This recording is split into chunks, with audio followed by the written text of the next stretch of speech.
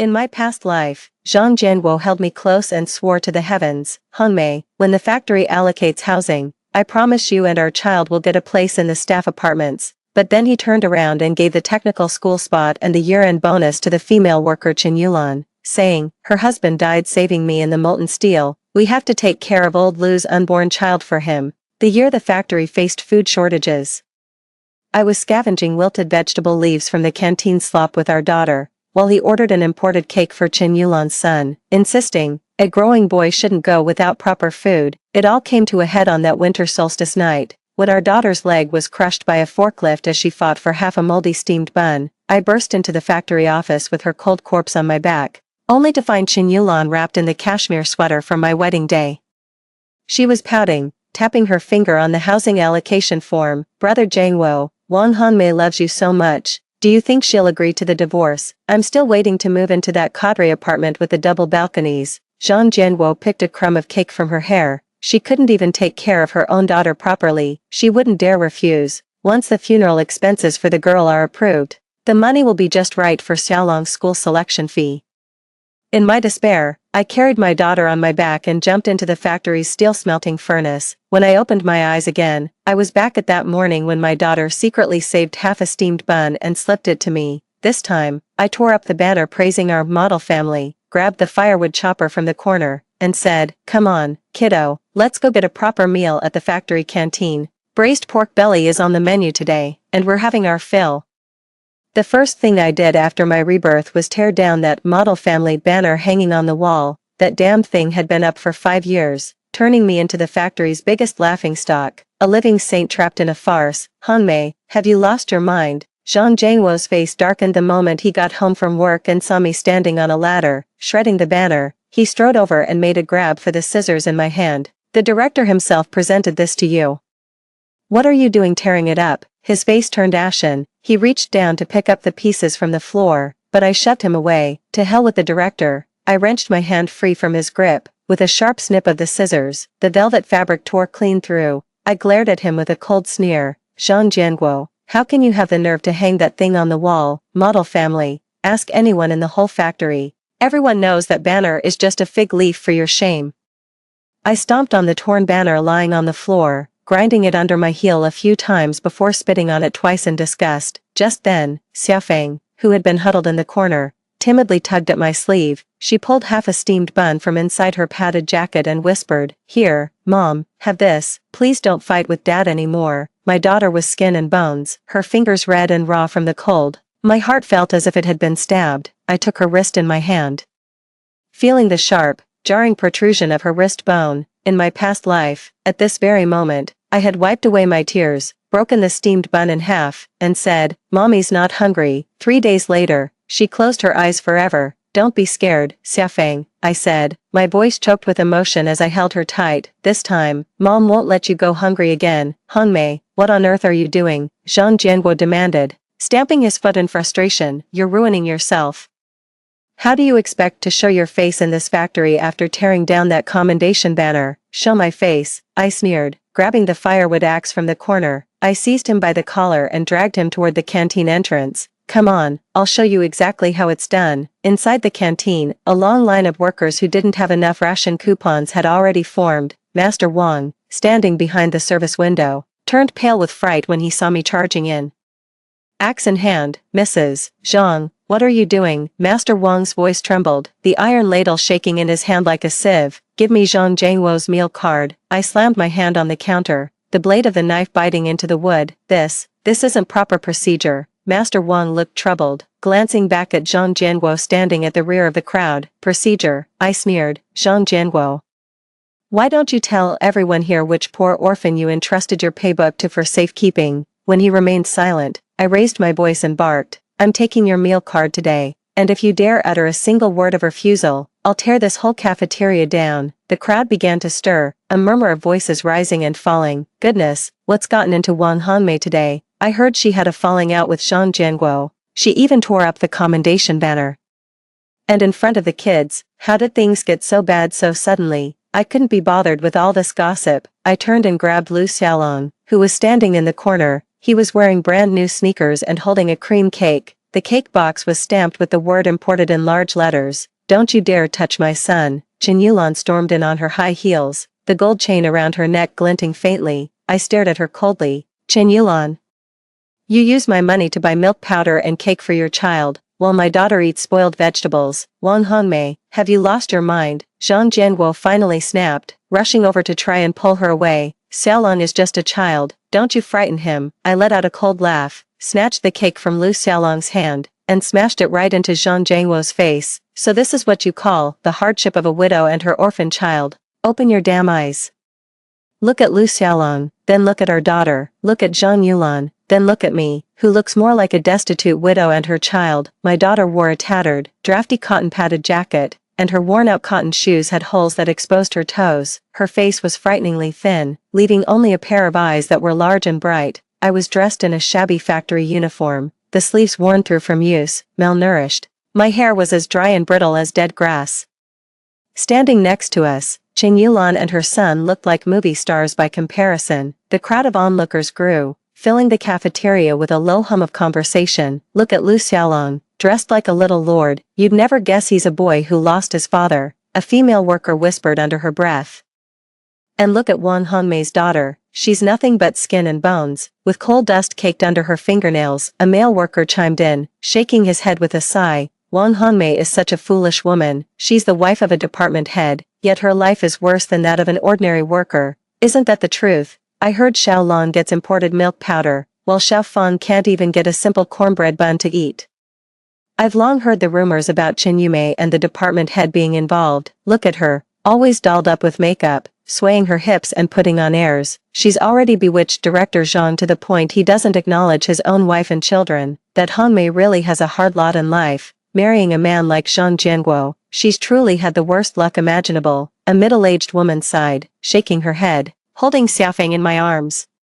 I stood at the center of the crowd. As I listened to their whispers, I slapped myself across the face. Even an outsider could see it plain as day, yet in my past life, I let them lead me around by the nose. 6 years ago, while Zhang Jianguo was on a routine inspection of the workshop, the blast furnace suddenly exploded. It was Engineer Liu who shielded him, sacrificing his own life as he was burned to death by the splashing molten steel. Racked with guilt, Zhang Jianguo applied for the highest tier of subsidies and compensation for Lu's family. He even arranged a job at the steel mill for Lu's widow, who was 8 months pregnant at the time. From that day on, Chen Yulan moved into our home. Zhang Jianguo told me I should look after Chen Yulan during her postpartum confinement. "I've let old Lu down. It's our duty to look after his wife and child," Zhang Jianguo said, his voice thick with guilt. I said yes. I had also just given birth not long before. Right after having my baby, I was back on my feet washing diapers. During my own confinement, I breastfed until my nipples cracked, yet I gritted my teeth and carried on. When Chen Yulan was in her postpartum confinement, I made her carp soup, cooked millet porridge, and stayed up night after night taking care of her baby. Yet my own daughter, just a few months old, was dumped by Zhang Jianguo into the factory daycare. He never once came to pick her up.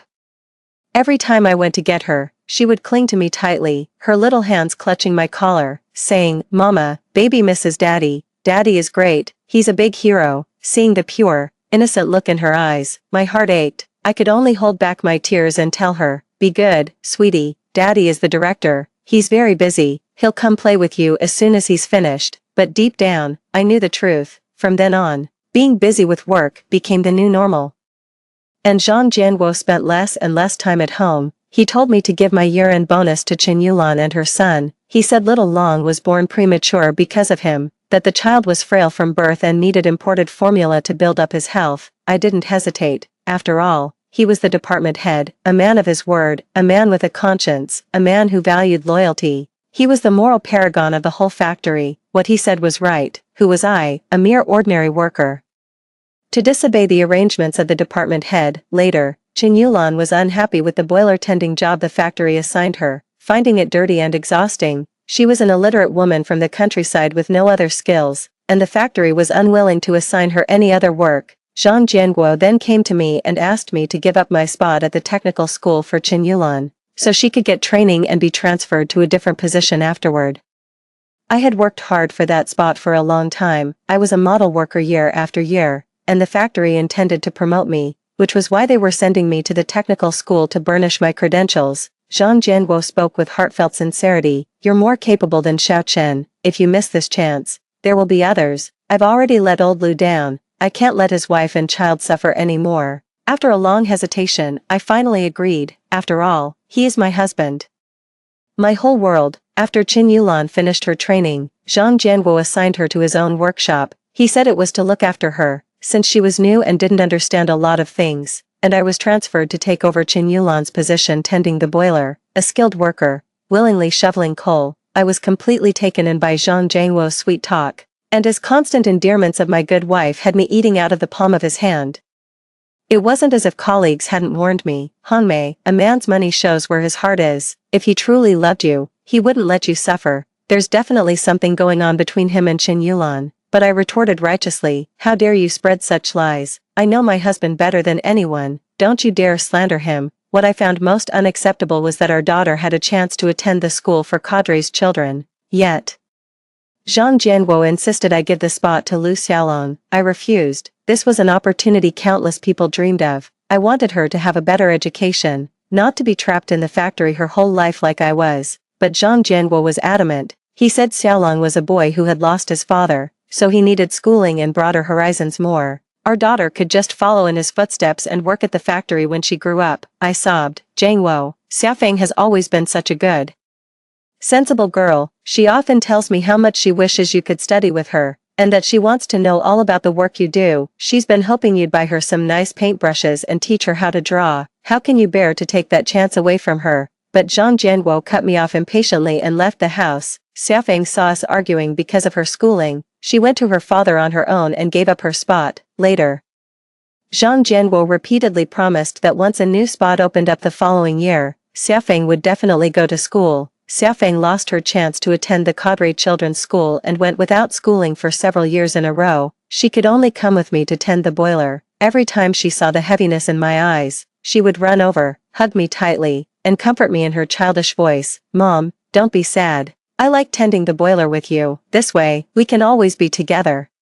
My heart ached terribly as I looked at her innocent smile and understanding eyes. Later, when the factory was hit by a food shortage, Zhang Jianguo told me that, as the workshop director's wife, I needed to have the right mindset, to share both the good times and the hard times with the factory. Things are tight for us, I said to my daughter, but we mustn't add to your father's burdens. We'll gather some wilted vegetable leaves, make a simple porridge, and we'll get by. My poor daughter, just a little girl of a few years old, with skin and bones from hunger, yet she still nodded understandingly. On the day of the winter solstice, driven by unbearable hunger, she went to scavenge in the factory yard. For a single moldy, rotten piece of steamed bun, she was run over and killed by a forklift. I cried my heart out, but Zhang Jianguo told me to stop making a scene.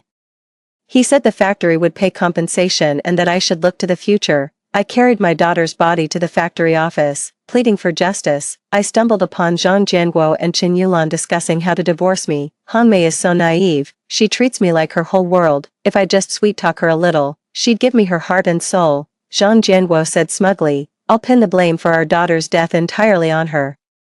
I'll say that seeing her reminds me of our deceased daughter and that we need to separate for a while. She'll agree to it. Once the divorce is finalized, you must marry me right away. I'm still waiting for you to take me and Xiaolong to live in that cadre apartment with the double balconies. Qin Yulan cooed with a simper. Then I'll give you a big, healthy baby boy, so little Long will have a playmate. With that, they embraced. My heart turned to ice. That night, holding Xiaofeng's body in my arms, I jumped into the factory's boiler. You wicked woman, how dare you steal my cake? How dare you insult my mom and dad? Hearing Xiaolong call him dad, Zhang Jianguo's face flushed crimson instantly. He spoke up awkwardly. Xiaolong is young. He doesn't know I'm not his father. I just felt sorry for the boy. Didn't want him to be called a fatherless bastard, so I let him call me dad. That's a lie. I sneered. Zhang Jianguo, do you think I'm blind?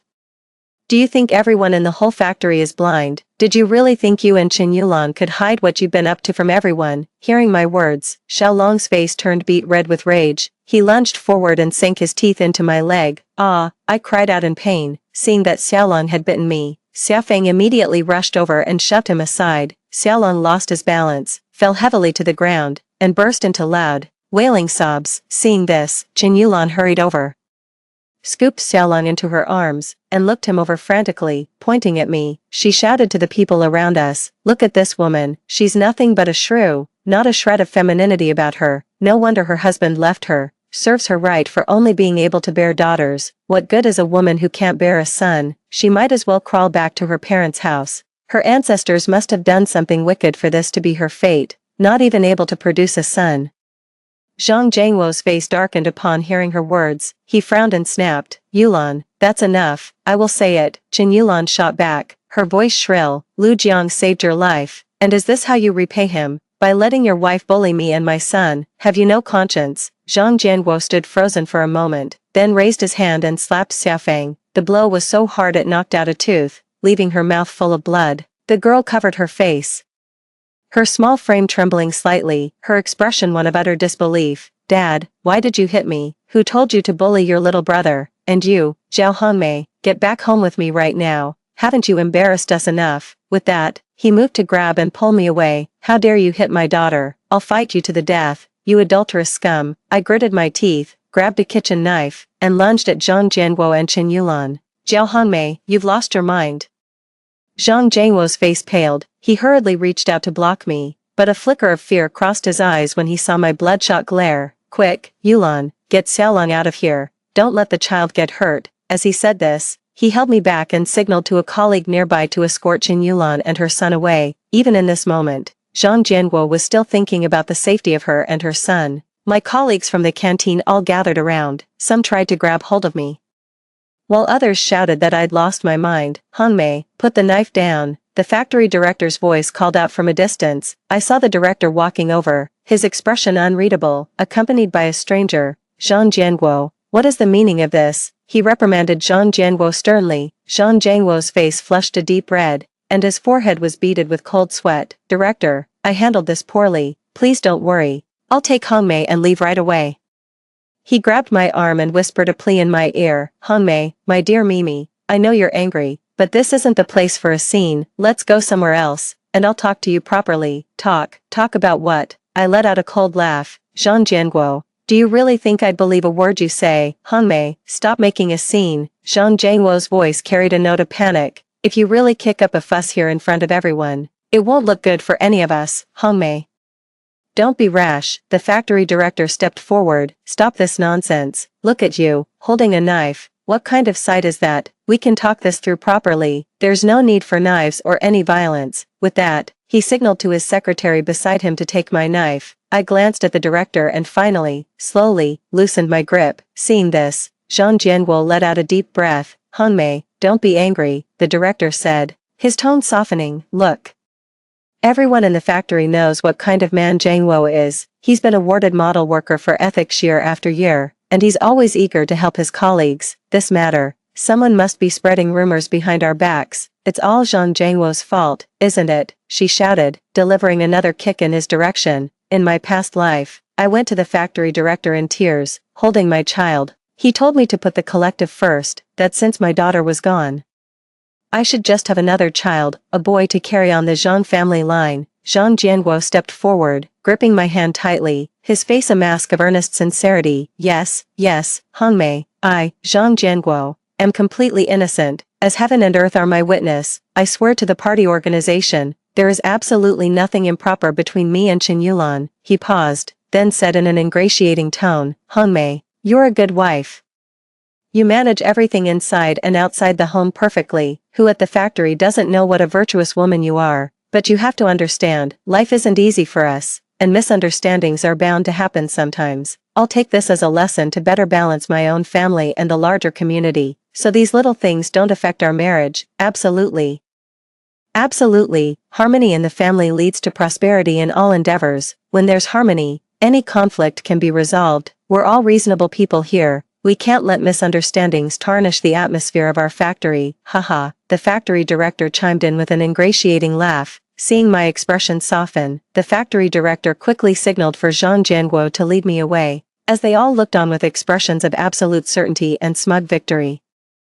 I grabbed the trouser leg of an unfamiliar man standing beside the director and slowly sank to my knees. "Sir, you must see justice done for me. I want to file a complaint. I'm here to denounce that hypocrite, that so-called model citizen Zhang Jianguo. He's a monster. He abuses his wife and child. He feeds us rotten vegetables, while he takes some other woman and her bastard to the canteen to feast on braised pork and imported cake. Everyone was stunned. The canteen fell silent in an instant. And all eyes were fixed on me. Zhang Jianguo's face was a mask of terror as he moved to grab my arm. The factory director's smile froze on his face, and he opened his mouth to try and talk me down. I waved a hand, cutting them off, and continued, and the factory director, he's willfully blind. As a leader, he makes no effort to uncover the truth. All he cares about is sweeping things under the rug, fobbing me off with empty, high-sounding words. He doesn't give a damn about the lives of us workers at the bottom, and you talk about a food shortage. They shortchange us workers on our grain rations, while these cadres are here feasting on meat and fish. My voice rang out with conviction, striking a chord in the heart of every onlooker. The factory director, his face ashen, stammered, "Hanmei, let's keep family matters as family matters. Don't go making wild accusations. The factory is facing genuine difficulties. The food shortage is real. And we are trying to find a solution. As for what you mentioned, there might be some misunderstanding. We can certainly look into it." The factory manager tried to speak again, but the unfamiliar man frowned and cut him off. "Stop trying to smooth things over. Let the comrade finish what she was saying." He then reached out a hand to help me up. I avoided his hand and said, "Sir, I don't know exactly how high-ranking you are, or what your specific responsibilities are. But I can sense the natural authority you command, even without raising your voice. I know you outrank the factory manager and have the real power to set things right." At this point, my voice trembled with emotion, on the verge of tears. That heartless Zhang Jianguo, for the sake of his mistress Qin Yulan, he had me transferred to stoke the boilers. He moved her, a barely literate country woman, into an office job. He even let that woman's child take my daughter's school spot. My poor girl. With no place to study, so young and having to work the boilers with me. As I spoke, I pulled my daughter, who was hiding behind me, forward and said to her, "Xiafeng, quick, beg this honorable judge for help. He will see that justice is done for us." Following my lead, my daughter knelt down, with her clear eyes fixed on the supervisor. She timidly pleaded, "Uncle Supervisor, I want to go to school." As she finished speaking, large teardrops rolled down her cheeks. Then, with a heavy thud, both Xiafeng's and my head bowed down to touch the ground. Our surrounding colleagues looked on in utter shock. Some whispered among themselves, while others cautiously glanced in our direction. The supervisor was taken aback for a moment, but quickly regained his composure and authoritative demeanor. He extended his hand once more. "Comrade Hanmei, I'm the city official in charge of the steel plant. You have my word. I will investigate this matter thoroughly and give you a fair resolution. But for now, you must stand up and cooperate with the inquiry." I released my grip on the official's trouser leg and, pulling Xiaofeng along with me, got to my feet. The young aide who had been standing beside the minister then led us to an office. He brought us paper and pens and said gently, "There's no need to rush. Take your time and tell me the whole story from beginning to end." I laid out every detail clearly, from Zhang Jianguo's self-serving arrangements to the factory director's utter indifference, and right down to Qin Yulan's every act of provocation and humiliation. I poured out all the grievances I'd held in for years, crying my eyes out until I was dizzy and my vision blurred. Finally, the investigation results came in. The factory director was severely reprimanded. Zhang Jianguo also had his wages docked and received disciplinary action from the factory. The factory reinstated me to the workshop, and Xiafeng could finally go to school like all the other children. I made a decisive move and asked Zhang Jianguo for a divorce. To my surprise, however, Zhang Jianguo refused. No matter how much our leaders and friends tried to persuade him, he stood firm and wouldn't budge. Every day, he would wait for me at the factory gate with his bicycle, even making public declarations of love. He even tried to get our daughter to talk me out of it, but she had already seen his true colors. My daughter held my hand tightly, her gaze resolute. "Mom, whatever decision you make, I'll support you. You've been so much happier since you and Dad separated." But Qin Yulan panicked. On my way home from work, she stopped me. "Wang Hanmei, Brother Jianguo doesn't want you anymore. How can you still have the nerve to cling to him?" I couldn't be bothered with her. "It's Zhang Jianguo who refuses to get a divorce. You should go talk to him." As I was about to leave, she grabbed my bike's handlebar. "Wang Hanmei, just look at you. I bet you're like a dead fish in bed, too. Look what you've done to Brother Jianguo. How pent up you've made him. Every time with me, he goes at it like there's no tomorrow." I already knew Zhang Jianguo's heart had long since left me and our son. but hearing that they'd slept together still sent a sharp pang through my chest. I shook off her hand and said calmly, "You really have no shame. If you're so fond of picking through the trash, you can have him. I don't want him anymore. He's filthy." Without waiting for her to react, I got on my bicycle and rode away. When he said once more that he didn't want a divorce, I agreed. "Fine, send Shin Yulan and her son away, and I won't divorce you." The factory director mentioned before that he could arrange a job for her at the second plant. His face was a mask of fury. "Wang Hongmei, why are you always picking on Yulan? I've already sworn to you, Yulan and I have never wronged you. Why can't you just leave her alone?" I gave a cold laugh. "Oh really? Jin Yulan says you'd gladly die for him," he retorted angrily. "How could that be? Her husband died because of me. How could I possibly sleep with his wife? What kind of monster would that make me?" Seeing I remained silent, he took my hand and said gently, "Hongmei, we can't send them away. The second factory is so remote, a widow and her child, all on their own. They'll be taken advantage of." I was trembling with rage. The factory director himself gave the order. How could she possibly be bullied? With a personality like Chen Yulan's, we're lucky if she isn't the one bullying others. Besides, Lu Jiang died in the line of duty. The factory gave them compensation and a subsidy.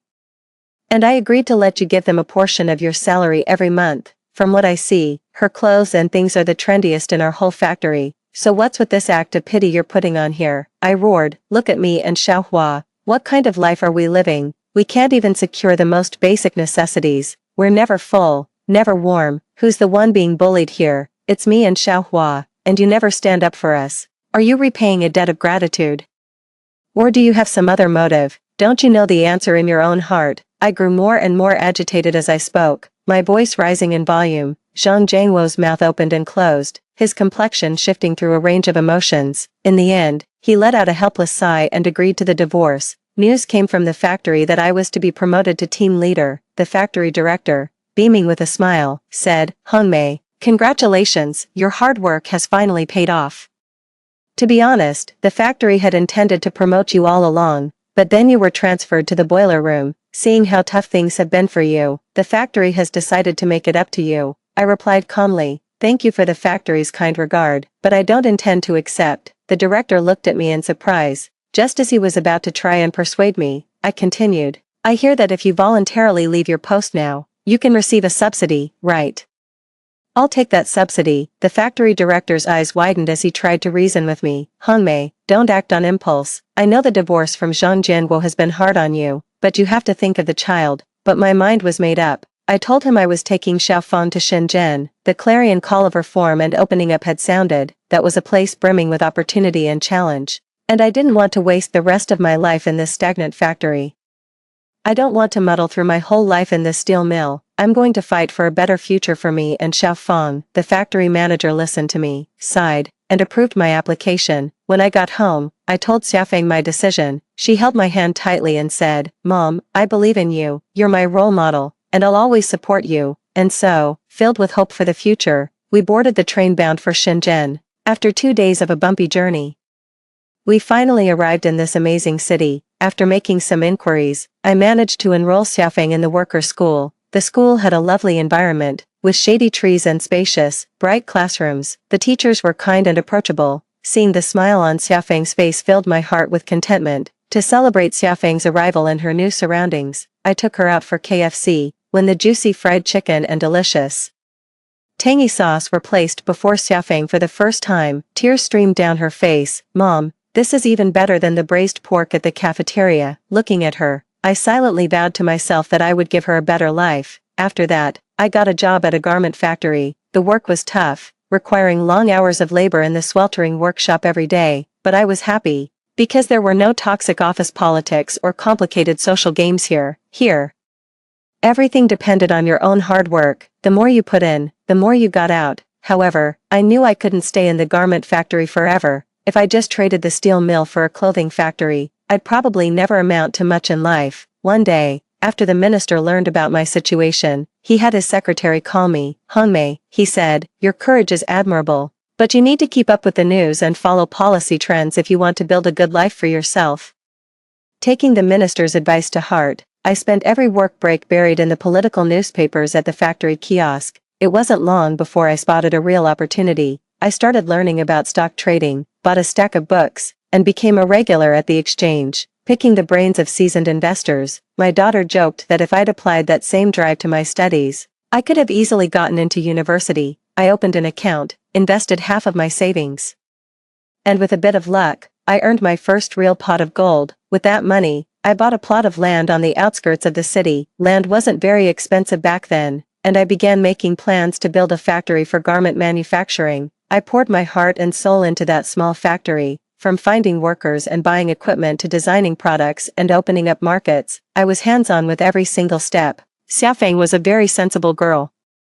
She did well in her studies and often shared the little details of her school life with me. Watching her grow up day by day filled me with immense satisfaction. My old colleagues from the steel mill heard I was doing well after leaving, and quite a few wanted to come work for me. Once, a former colleague sought me out and we chatted about the old days at the mill. He said with a wistful expression, "Hanmei, you were the one with foresight after all. After you left, Zhang Jianguo married Qin Yulan. They did move into an apartment building, and life was pretty good for them at first, but who could have predicted the wave of layoffs? When you went into business back then, some people even mocked you. Looking back now, you were the smartest one of us all." I was stunned for a moment and said nothing. The steel mill went bankrupt and was turned into a pig farm. The factory director and Zhang Jianguo didn't want to leave, so now they're scraping by, working at that farm. And that Qin Yulan, she really was a piece of work. The moment she saw Zhang Jianguo was down on his luck, she turned around, took Xiaolong, and ran off with the factory's accountant,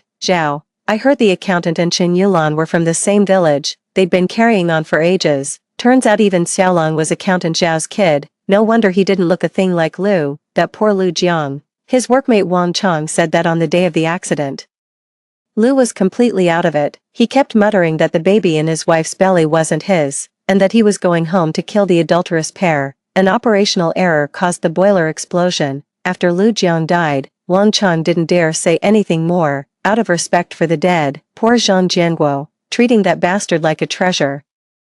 Completely unaware of how many times he's been cuckolded, she kept rambling on, but I had lost all interest in listening. I called over the supervisor and arranged for her to start work. She followed him out, overflowing with gratitude. Once, on a business trip to Guangzhou, I happened to see Qin Yulan on the street. She was wearing a cheap red bodycon dress, her heavy makeup unable to conceal the weariness and exhaustion on her face. She was offering her services for 50 yuan a pop.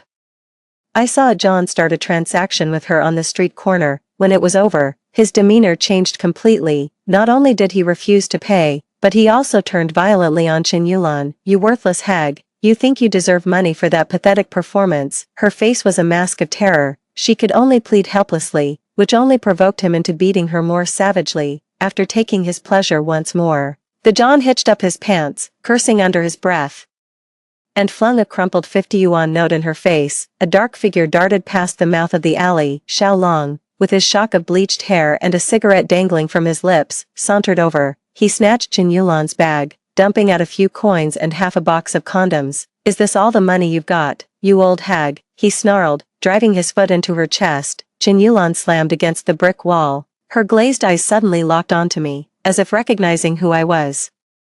Her lips parted slightly, then closed again without a sound. It turned out that after being laid off, Accountant Zhao brought his wife and son to Guangzhou. At first, Accountant Zhao did make some money. However, he soon became addicted to gambling and eventually lost everything of value in the house. He even used Qin Yulan as a stake in his bets. Qin Yulan was uneducated and had grown accustomed to a life of idleness and gluttony, with no other means to survive. She was forced into prostitution. As for Xiaolong, he lacked proper guidance and education from a young age and developed a rebellious streak. Watching his father gamble and his mother sell her body, he too gradually strayed onto a crooked path. He joined a motorcycle gang, running with a rough crowd. They'd tear through the streets on their bikes, robbing pedestrians and motorists. It wasn't long before he was caught and thrown in prison. I saw Zhang Jianguo again at my daughter's college acceptance celebration. He was slightly stooped, and his whole demeanor seemed weathered and weary. He walked up to me and, choosing his words carefully, said, "Hongmei, it's been so many years, you've really changed. You look so young and beautiful now. I hardly recognized you." I replied flatly, "What is it? I see you on TV all the time now. I had no idea your business had become so successful. That's incredible. And you've raised our daughter so well, getting into Tsinghua University." with a look of genuine sincerity, he said, "Hongmei, I miss our daughter, and I miss you." I let out a cold laugh and said without mercy, "It's a little late for that now, don't you think? Back then, for Qin Yulan, you cast us aside without a second thought. All those years you were out there living it up. Did you ever once think about the hardship we faced? Now that you've fallen on hard times yourself, you start having regrets. What kind of nonsense is that?" A pained expression crossed Zhang Jianguo's face. "Hongmei, I truly regret it. I was blinded by Qin Yulan's pitiful, delicate act and failed to see her for who she really was. All these years, I felt so guilty towards you and Xiafang. Now I understand. The one I truly love is you." I let out a bitter laugh, as if I'd just heard a joke. "You say that as if you're the victim. Back then, to protect your precious reputation, you were perfectly content to let me raise Qin Yulan and her son for you. Then, when you saw how young, beautiful, and uninhibited she was, you fell for her, but you didn't dare admit it, afraid it would tarnish your image, so you forced me to be the one to ask for the divorce. You pay lip service to a son or a daughter, it's all the same, but in reality, you think your own flesh and blood daughter isn't as good as someone else's son, isn't that right? And you have the nerve to say you missed me and our daughter. All these years, I never once stopped you from seeing her. Have you ever even looked her way? Now that you see we're doing well, you come crawling back with your phony apologies, expecting me and our daughter to take you in. Do you really think I'd believe a word you say?" My words cut through his facade like a sharp knife, his face fell, and in the end, he left looking utterly dejected. Zhang Jianguo didn't leave Shenzhen. He found a job as a security guard at a factory nearby. The guard told me that Zhang Jianguo would leave a letter at the reception every month. I opened one once. Inside was his meager salary and a letter filled with remorse. After that, I left it to the gatekeeper to handle and never opened another one. Eventually, the letters stopped coming altogether. I heard he had passed away from uremia. I told Xiaofang the news. She was silent for a moment, then took my arm and said, "Mom, let's go get some KFC." Story 2. The entire sect was afflicted with a love poison, requiring a 3-day immersion in the frigid pool to detoxify. Our germophobic junior sister, however, threw a fit, refusing to share the pool with everyone else. This time, I didn't try to talk her out of it. Instead, I watched as my fiancé and our master produced a divine artifact to forcibly erect a barrier, insisting that everyone wait for the junior sister to finish her soak first. In my past life, when the demonic horde attacked, the entire sect was afflicted by the ancient love poison, Heart's Ember. If left uncured, it would inevitably lead to a death by heart-scorching agony. Everyone was terrified and on edge, yet, my fiancé and our master insisted that everyone wait for my junior sister to finish her medicinal bath first. I couldn't stand by and watch any longer, so I rallied everyone to break through the barrier. I even taught them my secret cultivation technique, which allowed us to restore our spiritual power on the final day and defeat the demonic clan. This secured our position as the #1 sect in the world. However, my junior sister got angry, left the sect, and vanished without a trace. When I saw her again, she had been reduced to a mere cauldron for cultivation, limbless and at the mercy of the demonic race for their twisted pleasures. My fiancé and master showed no hint of emotion on the surface. Instead, they let out a scornful laugh. All because of her petty tantrum, she nearly brought the entire sect to ruin. Yet, on the very day of my tribulation, my fiancé deceived me into giving up my protective artifact, and my master personally carved out my golden core. They ignored my pleas, their faces twisted with hatred. "If you hadn't rallied everyone to guilt-trip us with your moralizing, our junior sister wouldn't have left in anger, wouldn't have met with such a catastrophic end. This is your retribution. Go to hell and atone for your sins against her." Only then did I realize they had always hated me. When I opened my eyes again, I had returned to the very moment our entire sect was afflicted by the love's poison. I didn't make a fuss, I simply smiled and let them have their way. There is, however, another way to cure the love's poison. But ours is a sect that cultivates the path of heartlessness. 1. This is the ancient passion's bane. If we don't get the disciples into the frost spring pool to detoxify soon, their spiritual roots will be corrupted, and they'll never be able to cultivate again. What's more, the detoxification takes 3 full days, and the demonic horde is set to attack again in 3 days. If we don't start the cure now, it will be too late. Every last member of the sect was afflicted by the passion toxin. Their faces flushed crimson and their vital energies in disarray, clinging to the last shreds of their sanity to suppress their primal urges. The disciples could only hope their master would lift the barrier around the frostfall pool, allowing them to quickly purge the poison. Yet their master, already soaking in the icy waters with an arm wrapped around their junior sister. Lu Meow Meow flatly refused without a second thought, his face dark. Meow Meow has a cleanliness obsession. She could never bear to share the pool with so many of you for the detoxification. She is your junior sister. It's only right that you give way to her. The disciple was so enraged by his master's unapologetic words that his fury surged, and he violently coughed up a mouthful of blood. Seeing his master's unwavering resolve, he could only plead with a desperate expression, "Even if you make us wait 3 days, the 4 elders cannot afford to wait." He was referring to the 4 elders tasked with guarding the Spirit Sword sect. Their cultivation had reached the divine transformation stage, making them the sect's pinnacle combat force. Without them, the Spirit Sword sect would lack even the capability to face the demonic race in battle, and would likely face complete annihilation. The master snorted coldly, "Elder Chen can't wait to be cured. But do you think Meow Meow isn't anxious too? Her cultivation is weak. She needs the antidote even more urgently." The disciples never imagined the master could be so stubborn and unyielding. They had no choice but to turn and plead with me. "Senior sister Ling Xiao, you are the immortal venerable's personal disciple and senior brother Tiany's betrothed. They'll listen to you for sure. Please, make them lift the barrier." As the guardian of the Frostfall pool, in my past life, the moment I heard the entire sect had fallen victim to the passion's venom, I immediately decided to open the pool. Yet, just because our junior sister claimed she had a cleanliness obsession, the sect master and Si Tiany used a divine artifact to forcibly seal the pool with a barrier, reserving it for only the 3 of them to detoxify first. With the demonic clans watching us like hawks, I wanted Elder Chen to purge the venom as quickly as possible. I then joined forces with my disciples to break the barrier, helping them successfully resolve the love's poison before the demonic invasion. Not only did we win the immortal demon war, but we also secured the Spirit Sword sect's position as the world's foremost sect. Yet, during my own ascension tribulation, I was tricked by Si Tiany into giving up my protective artifact. This left me defenseless as 99 heavenly thunderbolts shattered my spiritual root, stripping me of all my cultivation. I begged my master to save me, but instead, he tore open my dantian and brutally ripped out my golden core. They took one look at my wretched state and laughed with cruel delight. "Ling Xiao, you deserve this. If you hadn't rallied the disciples to guilt-trip us into breaking the barrier and soaking in the frost spring pool, why would our junior sister have stormed off in anger? She was the pearl we cherished in our palms, and because of you, her limbs were broken and she was turned into a cauldron for the demons to defile.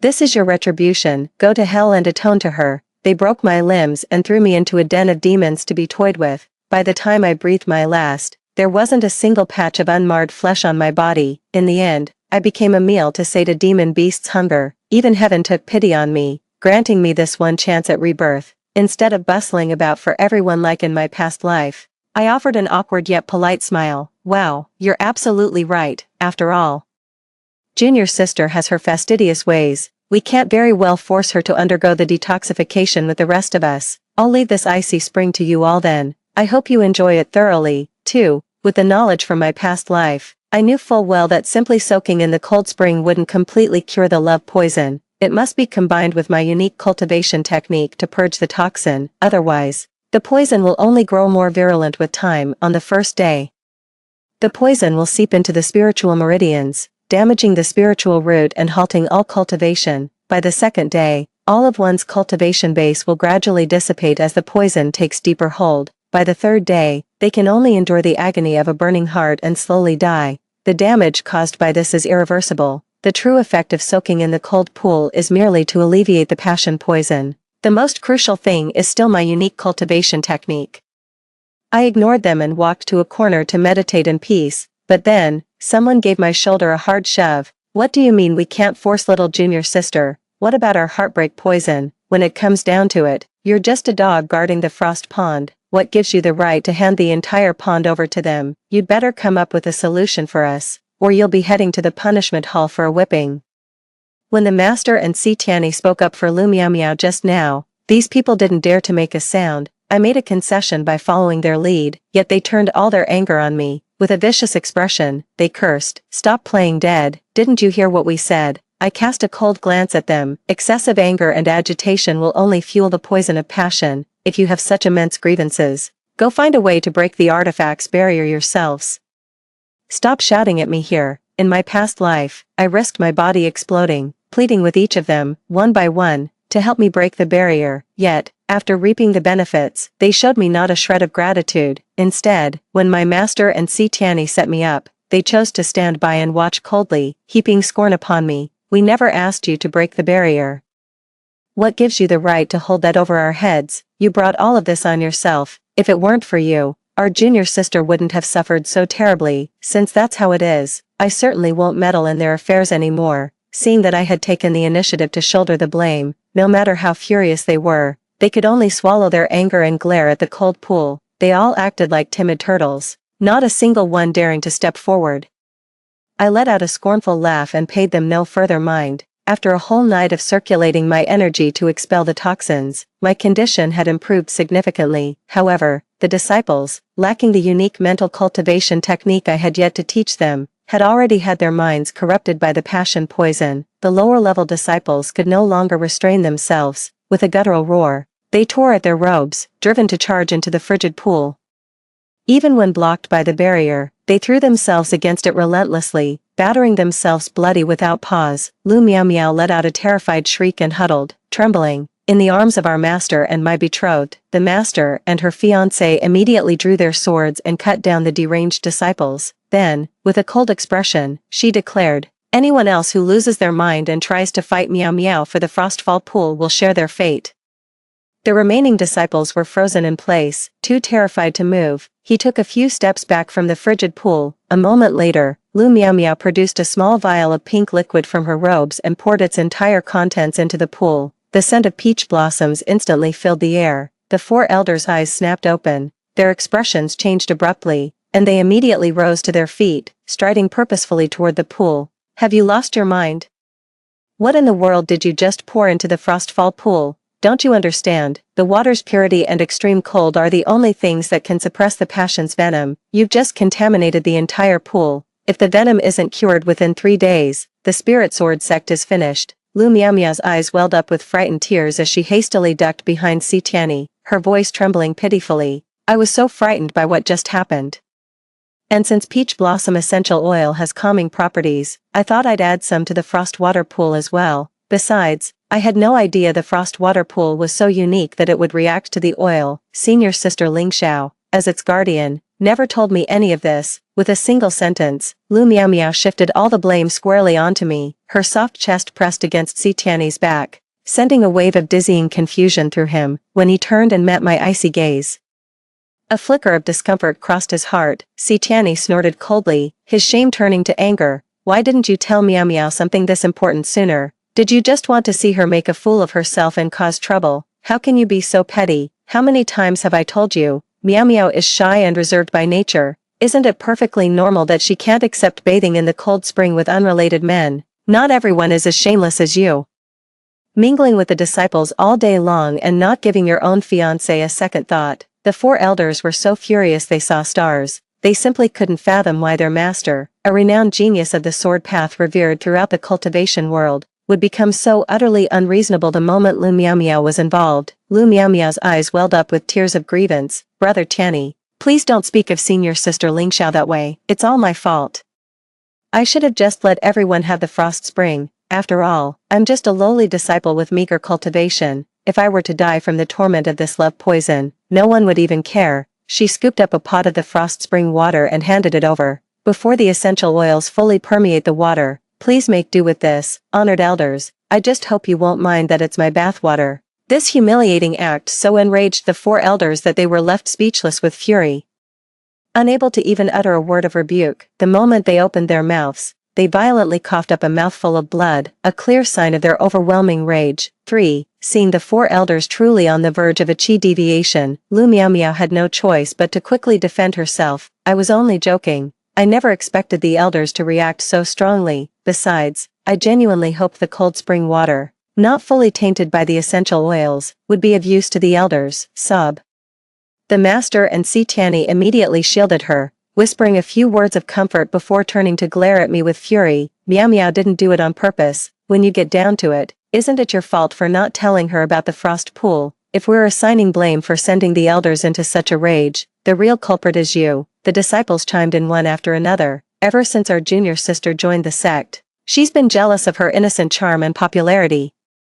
She must have deliberately kept the frost pool a secret. If she had prepared for this situation earlier, we wouldn't be stuck unable to cure this aphrodisiac poison. Even if we can't soak in the frostfall pool, just being near it seems to help. Someone as vile as her doesn't deserve to be here. Get lost. They still thought it was the proximity to the frostfall pool that was working. Little did they know, it was me guiding their meditation and energy circulation that alleviated the poison. Looking at their despicable faces, I was so angry I almost laughed. I couldn't be bothered to argue or explain any further, so I simply turned and left. I found the cave dwelling I had used for secluded cultivation by the frigid pool all those years ago. It was shabby and cramped, but its greatest virtue was its seclusion. Once I set up the barrier, even if the demon clan and their fiends storm the mountain, they won't necessarily be able to find me. The disciples outside no longer have access to my unique cultivation method. It won't do a thing to alleviate the love's poison. I'd love to see how they, who cultivate the path of emotionlessness, plan to break the curse of this love's poison. I remained secluded in my cave abode, continuing my meditation and cultivation. After all, time was truly running out for me. I had to use this final stretch of time to exert my utmost effort in purging the poison and restoring my cultivation base. At that moment, from the cold pool outside the cave, came the sounds of a man and a woman laughing and playfully roughhousing. A splash of water sounded, followed by Lu Miao's coquettish, chiding voice. Master, senior brother, you're both so mean. You knew I was wearing something thin today, and you still splashed me. Now you're going to see everything. How am I supposed to get married after this? The disciples stared with wide eyes, their gazes wolfish as they took in Lu Miao's thoroughly drenched form. Her curvaceous figure was on full display. The coy gestures she made to cover the glimpse of her décolletage only served to accentuate the deep cleavage. The gazes of the master and Si Tianyi were practically glued to Lu Miao. A dark glint flashed in their eyes, their voices growing husky.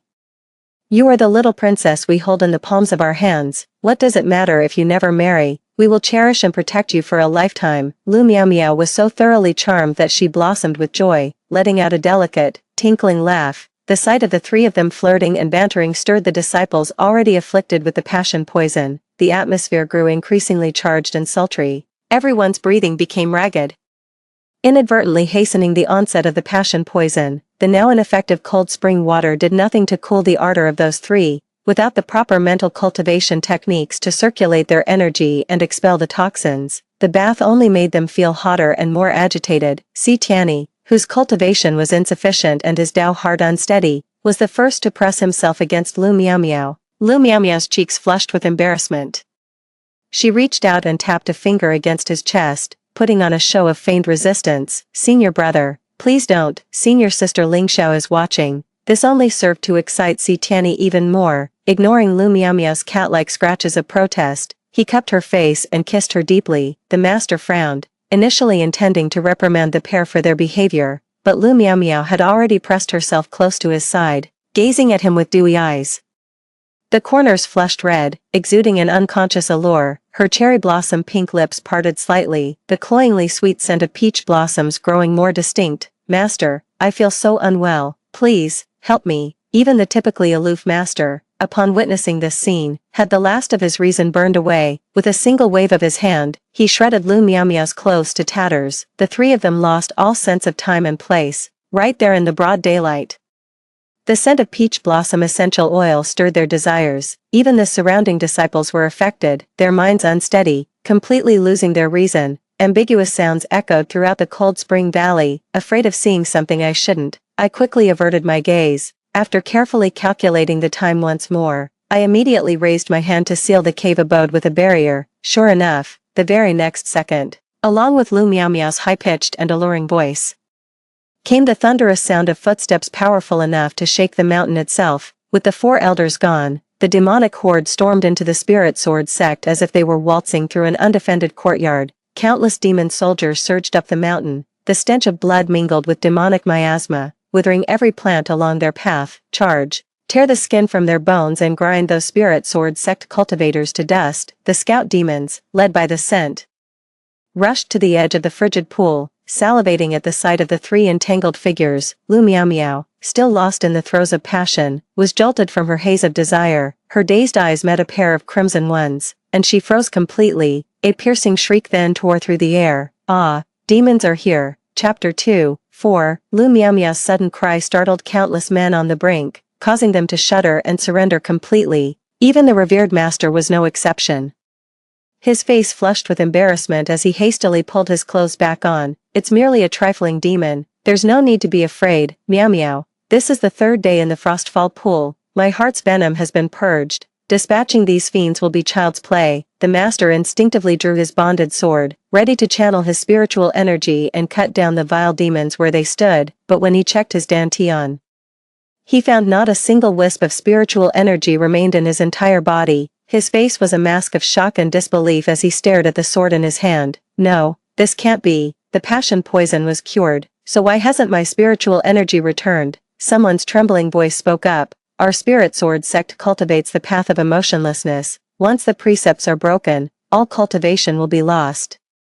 Only then did the master remember the utterly absurd thing he had just done under the influence of lust. His face instantly drained of color. With the spiritual energy seal gone, the barrier erected by the divine artifact began to falter, cracking apart piece by piece. Sensing the disappearance of the oppressive aura, the demonic creature immediately bared its fangs and lunged forward. Several disciples, too slow to react, were caught in its maw and torn to shreds in the blink of an eye. Lu Miao Miao, however, was well protected by her master and Si Tianyi, using magical artifacts to conceal their auras. The three of them remained undetected as demonic creatures passed by multiple times, seemingly completely unaware of their presence. Seeing this, the disciples hurriedly pleaded, Immortal Venerable, Senior Brother Tianyi, please, think of a way to save us. The four elders are unconscious. You're our only hope now. If Lu Miao Miao hadn't caused trouble and enraged the four elders into unconsciousness, the disciples of the Spirit Sword sect wouldn't be left utterly defenseless like this. Yet the true culprit, Lu Miao Miao, remained utterly unmoved. Instead, she cowered behind her master and Si Tianyi, trembling with fear. Master, senior brother, please don't leave me behind. I'm scared to be alone. Her master held her close to comfort her, but when he turned to look at the fleeing disciples, his tone was icy cold. Miao Miao is too timid to be left alone. As disciples of the Spirit Sword sect, you'll have to figure out how to deal with these demonic creatures yourselves. Consider this a test of your abilities. Seeing their master and Si Tianyi single-mindedly protecting Lu Miao Miao, coldly watching as the other disciples were devoured by the monsters, the remaining disciples felt a chill to the very core of their being. A hot-tempered disciple began screaming like a madman. Lu Miao Miao, have you lost your mind? Isn't all of this your fault? It was you who trespassed into the forbidden realm, causing the entire sect to fall victim to the love poison, and then you selfishly monopolized the frigid spring that could cure us. Now you won't even let the immortal venerable and senior brother Tianyi lend us a hand, you heartless viper. Why didn't you just get devoured by the demons first? But the next instant, two spirit swords pierced through his chest. Blood gushed forth as he collapsed to the ground. The master and Si Tianyi simultaneously withdrew their swords, flicking away the blood droplets with disgust. Who gave you the right to insult Miao Miao? Is it not perfectly normal for a young girl to be timid and in need of protection? If I hear one more bad word about Miao Miao, I'll kill you myself before the demons even get the chance. The surviving disciples were utterly stunned. Demons were invading, yet the revered immortal master and senior brother they once looked up to had turned their blades on their own people. They're caught between a rock and a hard place. Someone finally remembered I existed, shouting as they fled. Where's senior sister Ling Xiao? If she were here, she'd protect us. Where is senior sister Ling Xiao? It's all your fault for driving her away from the Frostfall pool. 5. In the past, I truly would have risked my life to protect them. It was simply because I genuinely regarded every disciple of the Spirit Sword sect as my own family. I painstakingly taught them cultivation techniques, and when their progress stalled and they couldn't break through, I scoured the world for elixirs and rare treasures on their behalf, never seeking anything in return. Yet they took my kindness for granted, only showing me a friendly face when they needed something from me. Since when does the world work that way? I paid them no mind and instead started cheering on the monsters. Without their cultivation to rely on, the disciples soon ran out of steam. As the lingering poison of passion within them was ignited, a plume of dark blue flame erupted from their very chests. They instantly collapsed, writhing and screaming in agony, even leaping into the frigid pool in a desperate attempt to quench the searing pain. Alas, the pool's waters, tainted by Lu Miao Miao's essential oils, had completely lost their efficacy. In their final moments, consumed by the agony of a burning heart, their eyes all snapped toward Lu Miao Miao and her two companions, flashing with murderous intent. Without a second thought, they lunged. So that's their plan, to lure the demonic beasts over there. This spectacle of them turning on each other is simply too delightful to watch. I clapped my hands in glee, realizing for the first time that this crude hidden cave was the perfect vantage point for the show. Just as our master's magical artifact shattered under the relentless assaults of the demonic beasts, and the three of them were about to be devoured, a pitch-black rift tore through the air, unleashing an overwhelming, oppressive aura. The monstrous creatures, ferocious and bloodthirsty just moments before, instantly cowered like tame pets, prostrating themselves meekly on the ground. A man emerged from the rift, clad in black robes.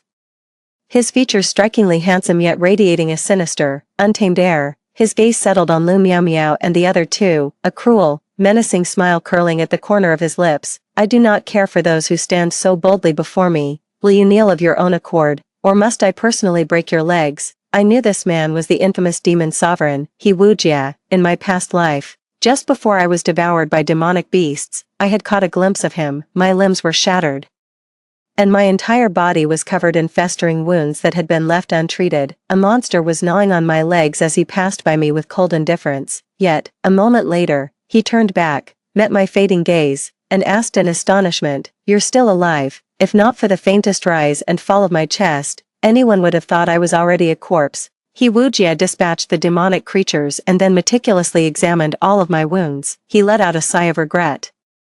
A natural sword heart, you truly had the makings of a cultivator. What a pity, your golden core was extracted, your spiritual roots are shattered, and even your sword bone has been forcibly stripped away. Who could possibly hate you this much? Had I arrived sooner, I might have been able to save you, but now, it's far too late. My consciousness faded. I tried countless times to open my mouth, but not a single word could escape. Only a solitary tear traced a weak path down my cheek. He Wujia himself closed my eyes with his own hands. Just before my breath left me completely, I heard his languid voice. If there is a next life, come and find this venerable one. I shall handle those grudges on your behalf. Consider it a moment of capricious mercy on my part. 6. I snapped out of my reverie just in time to see a terrifying wave of pressure radiate from He Wujia. It was like an invisible, massive hand that instantly slammed Lu Miao Miao and the other two firmly to the ground. The Master and Si Tianyi had long since given all their defensive magical artifacts to Lu Miao Miao. Unable to withstand the immense pressure, they themselves coughed up a mouthful of blood, yet Lu Miao Miao didn't spare them a single glance. Her gaze was fixed solely on He Wujia, a flicker of infatuation, almost imperceptible, passing through her eyes. She masked this emotion perfectly, widening her almond-shaped eyes. She put on a show of stubborn defiance. A delicate and charming act of feigned resistance. So you're the demon lord, truly a bloodthirsty butcher, to have slaughtered so many innocent disciples of my spirit sword sect. Even if the spirit sword sect is reduced to just the few of us, I, Lu Miao Miao, will never submit to a great demon like you. He Wujia looked at her with keen interest. Oh, you'd rather die than yield. Seeing his reaction, a gleam lit up Lu Miao Miao's eyes. She knew she was on the right track.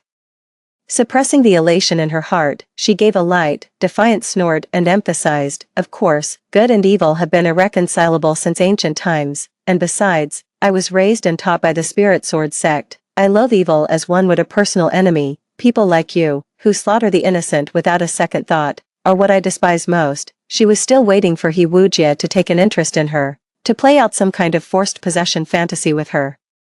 But the very next second, He Wujia's foot came down on her head. With just a slight press of force, he ground her entire face into the dirt. A mocking smile curled on the man's handsome face. A mere insect, who cares what you hate? The so-called #1 spirit sword sect under heaven, nothing but a pack of useless trash, unworthy of this venerable one's personal attention. Since only the three of you remain, you will all be taken back to the demon lair, only by keeping you alive, to suffer eternal torment. Will the cultivation world remember the disgrace I have bestowed upon you? With that, he turned and made to leave. Several demonic cultivators stepped forward to seize the three, also preparing to withdraw. The master's gaze swept over the 100 or so demonic cultivators present.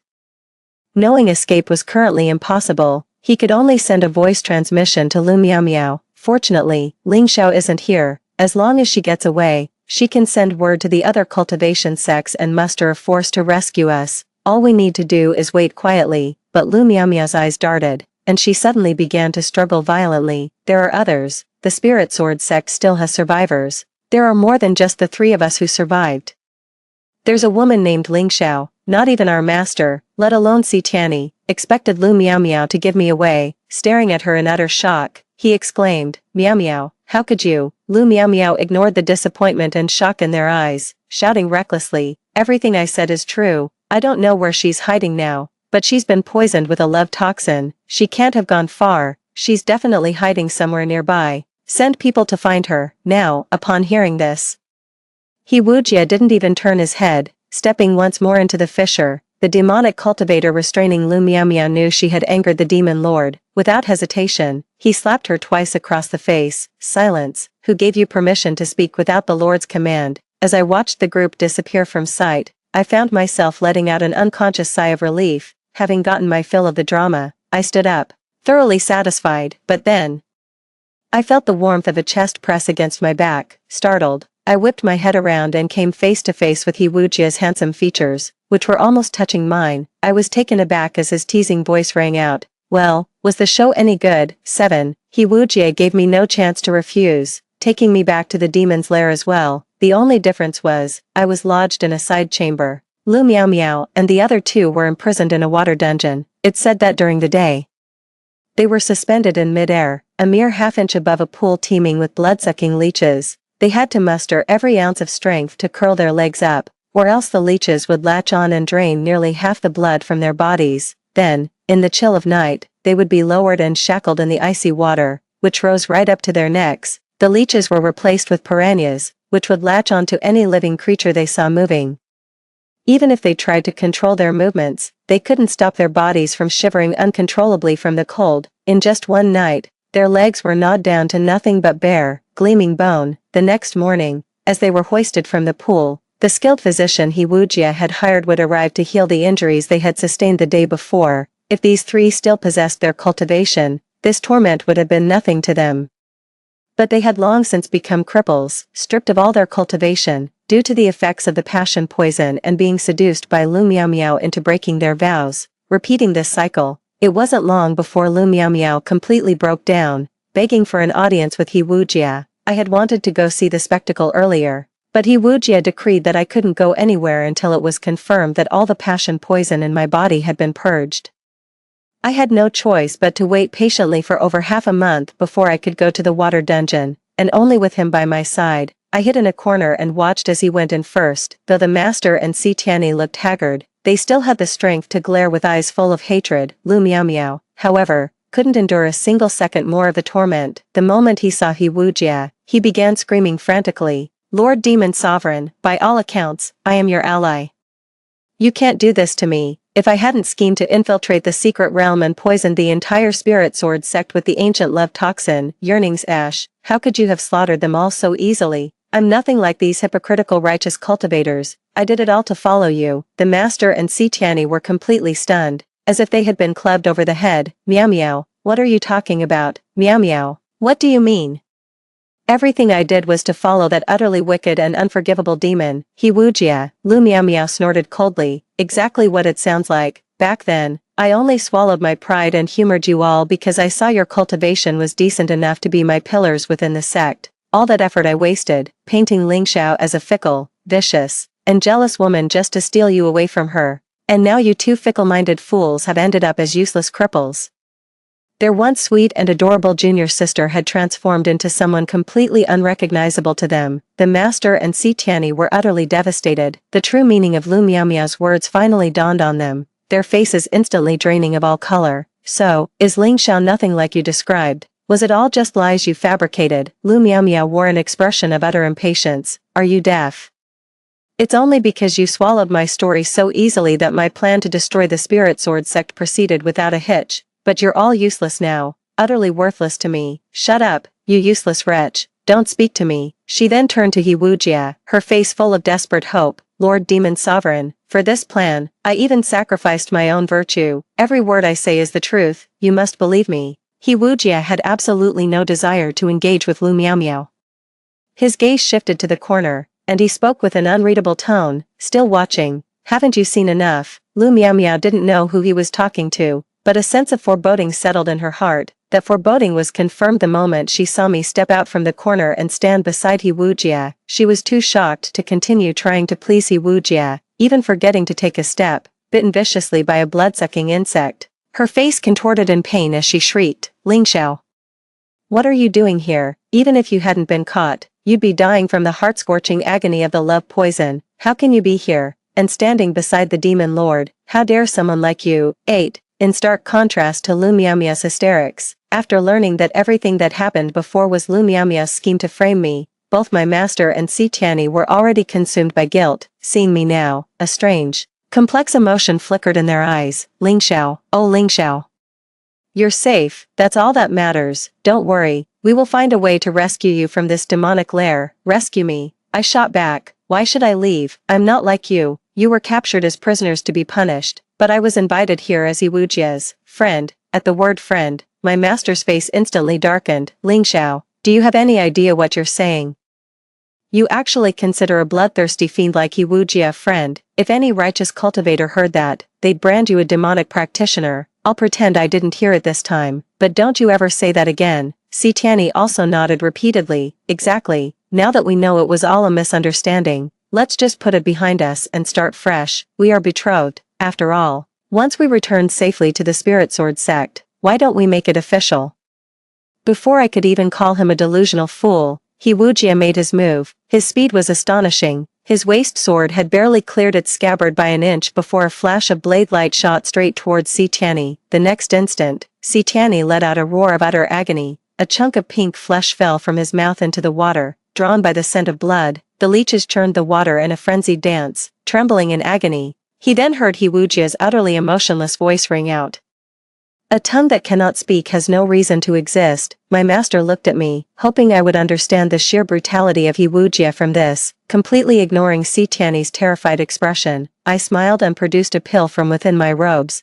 "This is a pill that can cause one to fall into demonic cultivation. The one who consumes it will gain a great surge in cultivation, but will also suffer a chi deviation, become utterly corrupted, and turn into a demonic cultivator, hunted and reviled by all righteous cultivators. I'm giving you a choice. You can take it yourself, or you can force it upon someone else. Only the one who consumes it will receive my—" I hadn't even finished my sentence when He Wujia tugged at my sleeve and gave a light, pointed cough. "With no other choice," I added reluctantly, "and earn the trust of both He Wujia and myself. The remaining individuals can be left entirely to his discretion, to release or to execute, as he sees fit." Seeing the easy familiarity between He Wujia and me, a pang shot through our master and Si Tianyi's hearts, their eyes clouding over with involuntary anguish. "I can't be bothered with them." After placing the elixir on the ground, he turned and left with He Wujia. He only tossed out one final remark. "I'll leave you the night to think it over. I expect a satisfactory answer by tomorrow."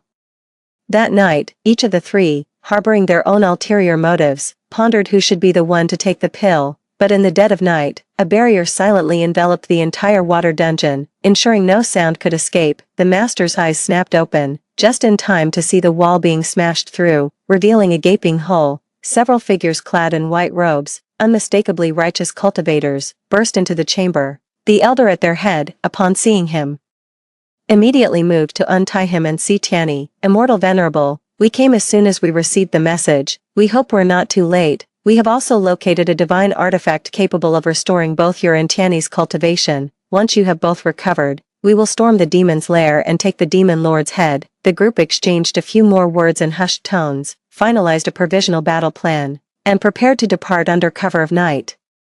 Lu Miaomiao grew frantic when she saw that neither her master nor Si Tianyi so much as glanced back in her direction. "Master, senior brother, you're not leaving me behind, are you? I'm your junior sister. I'm one of the righteous cultivators too. Everything I said before, it was all a ruse to buy time, to deceive that great demon. None of it was true. Please, I beg you, save me too."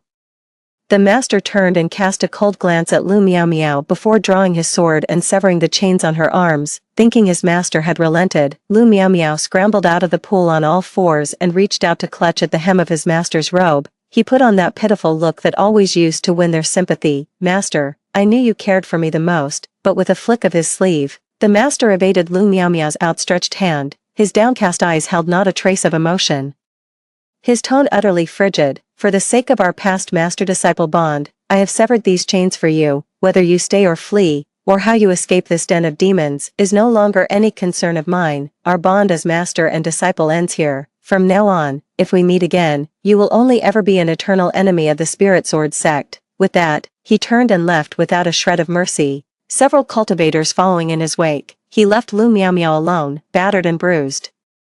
Kneeling wretchedly on the ground, the tears she had forced out earlier in a pitiful act now fell in earnest, large drops splattering down, her hands gradually clenched into fists, her fingertips scraping against the ground until they left streaks of blood. Yet, Lu Miao Miao seemed utterly oblivious to the pain, a strange, choked laugh gurgling from her throat. "Fine, fine, fine, since you show no mercy today, don't blame me for showing none in the future." She slowly tilted her head back, and the moonlight streaming through the cave entrance illuminated the ferocious expression on her face. After a long moment, she reached out and picked up the pill lying quietly on the ground. 9. He Wujia told me the instant our master and Si Tianyi fled, I didn't send anyone to hunt them down, nor did I concern myself with Lu Miao Miao, who vanished into the demonic lair after that night. After all, He Wujia was throwing a grand banquet to celebrate his massacre of the Spirit Sword sect. A blatant slap in the face to the righteous cultivators. I, too, had to prepare for my attendance. On the day of the feast, all the demonic cultivators of the unorthodox path arrived as invited. Countless people raised their glasses in a toast. Hail the demon lord for annihilating the Spirit Sword sect. We've long been sick of those hypocrites and their holier-than-thou act. After several rounds of drinks, the demonic cultivators were thoroughly drunk. However, the protective barrier of the demonic lair was breached. A deafening roar erupted as countless righteous cultivators stormed in, swords already swinging. The perfectly fine banquet was thrown into utter chaos. My master and Si Tianyi, leading several cultivators at the half-step to deification realm, charged straight toward He Wujia and me. I was about to draw my sword to defend myself when they halted right before me. Gazing at me with unprecedented gentleness and caution, "Ling Xiao, we meant what we said. We've come to take you back to the Spirit Sword sect." I frowned. As I recall, I made myself perfectly clear last time. I don't need your salvation, and I won't be going back with you. The expressions of the sect master and Si Tianyi shifted several times. Finally, their gazes turned viciously towards He Wujia, and they ground out through clenched teeth. "Ling Xiao is still young. His mind is not yet resolute. It's all because of you, you fiend. You bewitched her, making her willing to stay in this ghastly, horrifying den of evil instead of returning with us. We'll slay you right now. Once you're dead, we'll take Ling Xiao back and teach her the difference between good and evil. There will still be time." As soon as the words were spoken, the group of cultivators summoned their lifebound magical artifacts, unleashing their full power in a concerted assault against He Wujia. A kaleidoscope of spiritual energies flashed, and the sharp, clashing sounds of weapons meeting weapons rang out. Without a moment's hesitation, I drew my sword and charged at Si Tianyi. It never crossed Si Tianyi's mind that I would side with He Wujia. He looked at me, a flicker of anguish passing through his eyes. "Ling Xiao, have you forgotten the bond we once shared? You're completely blinded by He Wujia. He's the madman who slaughtered our entire Spirit Sword sect," I retorted, bewildered. So what? In my past life, I dedicated myself heart and soul to the sect, yet they cast me aside like a worn-out shoe. It was He Wujia, the monster they paint as utterly irredeemable, who offered me the last shred of warmth before I died. Is the line between good and evil, as defined by the world, truly so clear? Does it even matter what is righteous and what is wicked? I spoke no more, swinging my sword to strike at Si Tianyi once again. He had no wish to cross blades with me. Fighting a retreating battle as he fell back, a familiar, coquettish voice suddenly rang out, "Master, senior brother, have you come to save me?" Lu Miao Miao had appeared there at some point, unnoticed. She was still wearing the disciple robes of the Spirit Sword sect, her face deathly pale and her expression utterly terrified. Stumbling as she spoke, she moved closer to us, seeking refuge behind our master and Si Tianyi just as she used to. Those around her momentarily let their guard down at Lu Miao Miao's harmless appearance, frowning and shouting reprimands. "Which sect's disciple are you? Blades and swords have no eyes. Get out of here at once." Lu Miao Miao's eyes were rimmed red as she nodded repeatedly in agreement. Yet, just as she was about to reach me, she suddenly drew a dagger from her sleeve and lunged straight at me, shouting, "Ling Xiao, die." I gave her a cold glance, neither dodging nor evading. Seeing this, Si Tianyi's pupils contracted sharply, and without a second thought, he threw himself in front of me. The dagger pierced through his heart, and the demonic energy upon it rapidly spread through his entire body. His face turned ashen, and without uttering a single word, he collapsed to the ground. Lu Miao Miao, looking utterly deranged, drew her dagger and charged at me once more. My master was forced to disengage from He Wujia momentarily, placing himself before me to knock the dagger from Lu Miao Miao's hand. Frowning, he roared in anger, "Lu Miao Miao, have you lost your mind? You've already slaughtered countless disciples of our spirit sword sect, and now you dare to lay a hand on Lingxiao as well. You are utterly beyond redemption. In that case, I shall cleanse our sect of your filth and execute you, you vile wretch." The moment his words fell, a long sword pierced straight through his chest. My master turned his head in disbelief, meeting my expression of utter indifference. "Lingxiao." I wiped the spattered blood from my face in disgust, drawing my sword and retreating several steps. He Wujia, who had been toying with a few white-bearded elders like a cat with mice, immediately took flight and left the demonic cavern's main hall, ignoring the wound on his chest. My master hastily raised his sword, intent on giving chase. Lu Miao Miao, however, clung desperately to his sleeve, a strange smile curling on her lips. "Master, are you abandoning me? Are you going to cast me aside again? When you took me as your disciple, didn't you promise to cherish and protect me for a lifetime? Now is the time for you to fulfill that promise." The next instant, a tremendous explosion erupted as spiritual energy and demonic aura were compressed to their absolute limit. The grand hall of the demonic lair was instantly reduced to rubble. Everyone who failed to escape was incinerated into dust by Lu Miao Miao's self-detonation, leaving not a single trace behind. So, this was the ending she had chosen. She knew her cultivation foundation was weak. Even after falling into demonic ways to boost her power, she could never inflict any significant harm on both her master and Si Tianyi. That's why they used me as bait to lure them in. The righteous cultivator's initiative to assault the demonic lair this time did not yield the desired results. They also suffered immense losses in combat power, with heavy casualties. I reckon it will take at least a century of recuperation before they can regroup and recover their strength. He Wujia and I decided to take this opportunity to travel the mortal world. I deliberately lagged half a step behind, following in his shadow. "He Wujia, do you still remember something? Like that promise you made to me so casually in our past life? Why else would he go out of his way to help me like this?" He let out a low, drawn-out chuckle, his tone laced with the same playful mockery as when he'd first spoken to me. Who knows, I wasn't discouraged. After all, we had all the time in the world. I'll get the answer from him one day. The end. That's all for the first story. Don't go away. The next one is even more exciting.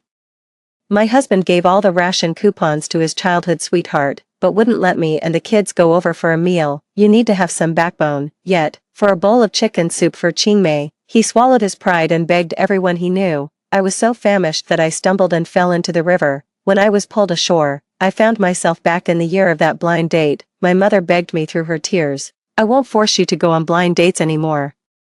If you like that college boy, just marry him." "No, I want to go on the blind date." When they fished me out of the water, I was still shivering. My mother was beside herself, wailing and slapping her own face. So, I had gone back to being 18, in my refusal to go on the arranged dates, all to marry the university student Gu Zhili. I had jumped into the river in a desperate act. Gu Zhili married me, if only to save face. On the surface, we were the picture of a loving couple. He, the educated one, worked outside the home, while I managed the household chores. Our days seemed sweet. Behind our backs, he gave all the food ration coupons to the orphan girl next door. He kept her well fed, with fair skin and a plump, healthy glow. My 3-year-old son, little treasure, and I were so hungry we saw stars. We went to the neighbors to do odd jobs, just to beg for a meal. When Gu Zhili came home and saw this, his eyes burned with rage. "In the Gu family, we can go hungry, but we will never lose our dignity.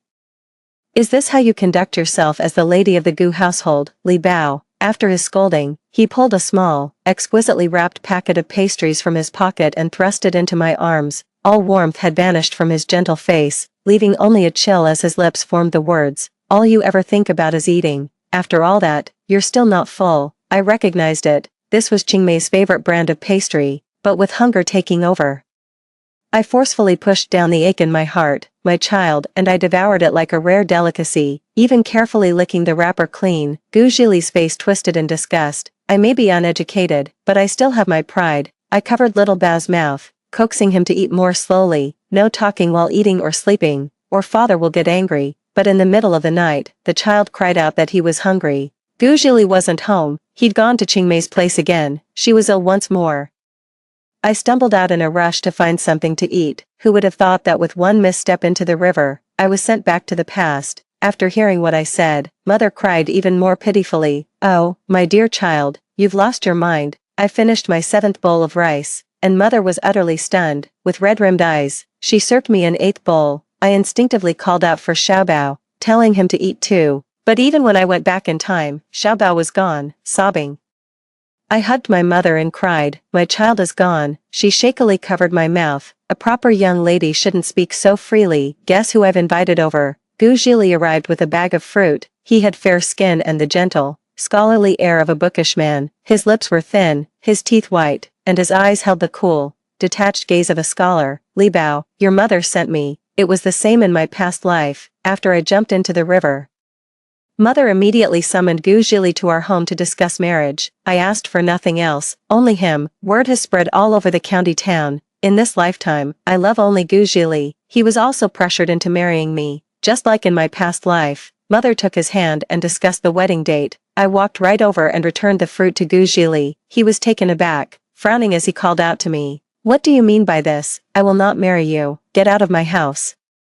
Don't you dare regret this." Gu Zhili, a man of immense pride, immediately stood up and left without a backward glance. Yet, that very pride of his could be cast aside for his childhood sweetheart. When the rice jar at home was empty, Qingmei, just recovered from a cold, longed for a bowl of meat broth. With the family's wages not yet arrived, I saw Gu Zhili going door to door, begging for oil and meat, all just to brew a pot of hot soup for his little Qingmei, as he bowed to plead. His once straight and slender back curved over, his shirt taut against the line of his spine. "Thank you, I'll pay you back, I promise." He turned around and saw the two of us, my mother and me, peeking at him through the crack in the door. Gu Zhili's ears flushed red. He came back that evening and gave me a fierce scolding. "You know Tingting's situation. She became an orphan because she saved my parents. I promised them I would always treat her as family." "How nice of you. Bringing little Bao to see his father's humiliation. What kind of mother are you?" My mouth opened and closed, but not a single word came out for the longest time. "But the child and we're your family too." Mom snapped me out of my reverie. "What's this spat with Xiaogu about? You keep saying you don't want to go on blind dates, but that young man from the steel mills family has good prospects, and he's handsome too." I agreed without hesitation. "I'll go. Who said I wouldn't, in this life? I just want a full belly. I don't need any damn romance." I remember, back when I was with Gu Zhili and we never knew where our next meal was coming from, there was a family in town who ate like kings every single day. It was the very matchmaking prospect I had missed out on back then. Seeing that I was willing to go on the date, Mother immediately shoved some cash into my hand. "Go and get yourself some new clothes, right now, even if it's just to spite Xiaogu. A young lady should always look neat and presentable." A pang of hunger hit me, so I used some ration coupons to get a chicken leg. After eating, I walked into a nearby shop and picked out a floral-patterned Dacron dress. It was cheap and looked lovely. Just as I pulled out the cash, a pair of hands snatched the clothes away. The girl's cheeks were full and round, a clear sign she'd been doted on. She was Gu Zhili's childhood sweetheart, Lu Ting, holding the dress up to herself. She said to Gu Zhili beside her, "I want this one, it's so pretty." Gu Zhili's gaze was fixed intently on Qingmei's face, completely unaware of my presence. He smiled gently. "All right, it suits you perfectly, let's get it. This young lady was here first, you should ask her." The shopkeeper's reminder finally made the two of them look my way. Gu Zhili's face instantly turned cold. "Are you following me?" Lu Ting shrank closer to him and called out timidly, "Hello, sisterly, if you like it, you can take it, I'll give it to you." Frowning, Gu Zhili snatched the dress and shoved it into Qingmei's arms. "She's already pitiable enough, and you're still taking Tingting's things. That's going too far." I was full and in a great mood, so I asked the shopkeeper to wrap up another dress for me. "Oh, if you like it, go ahead and buy it." But Lu Ting took a liking to the new one I had just picked out. "Zhili, this one seems more fitting for the competition."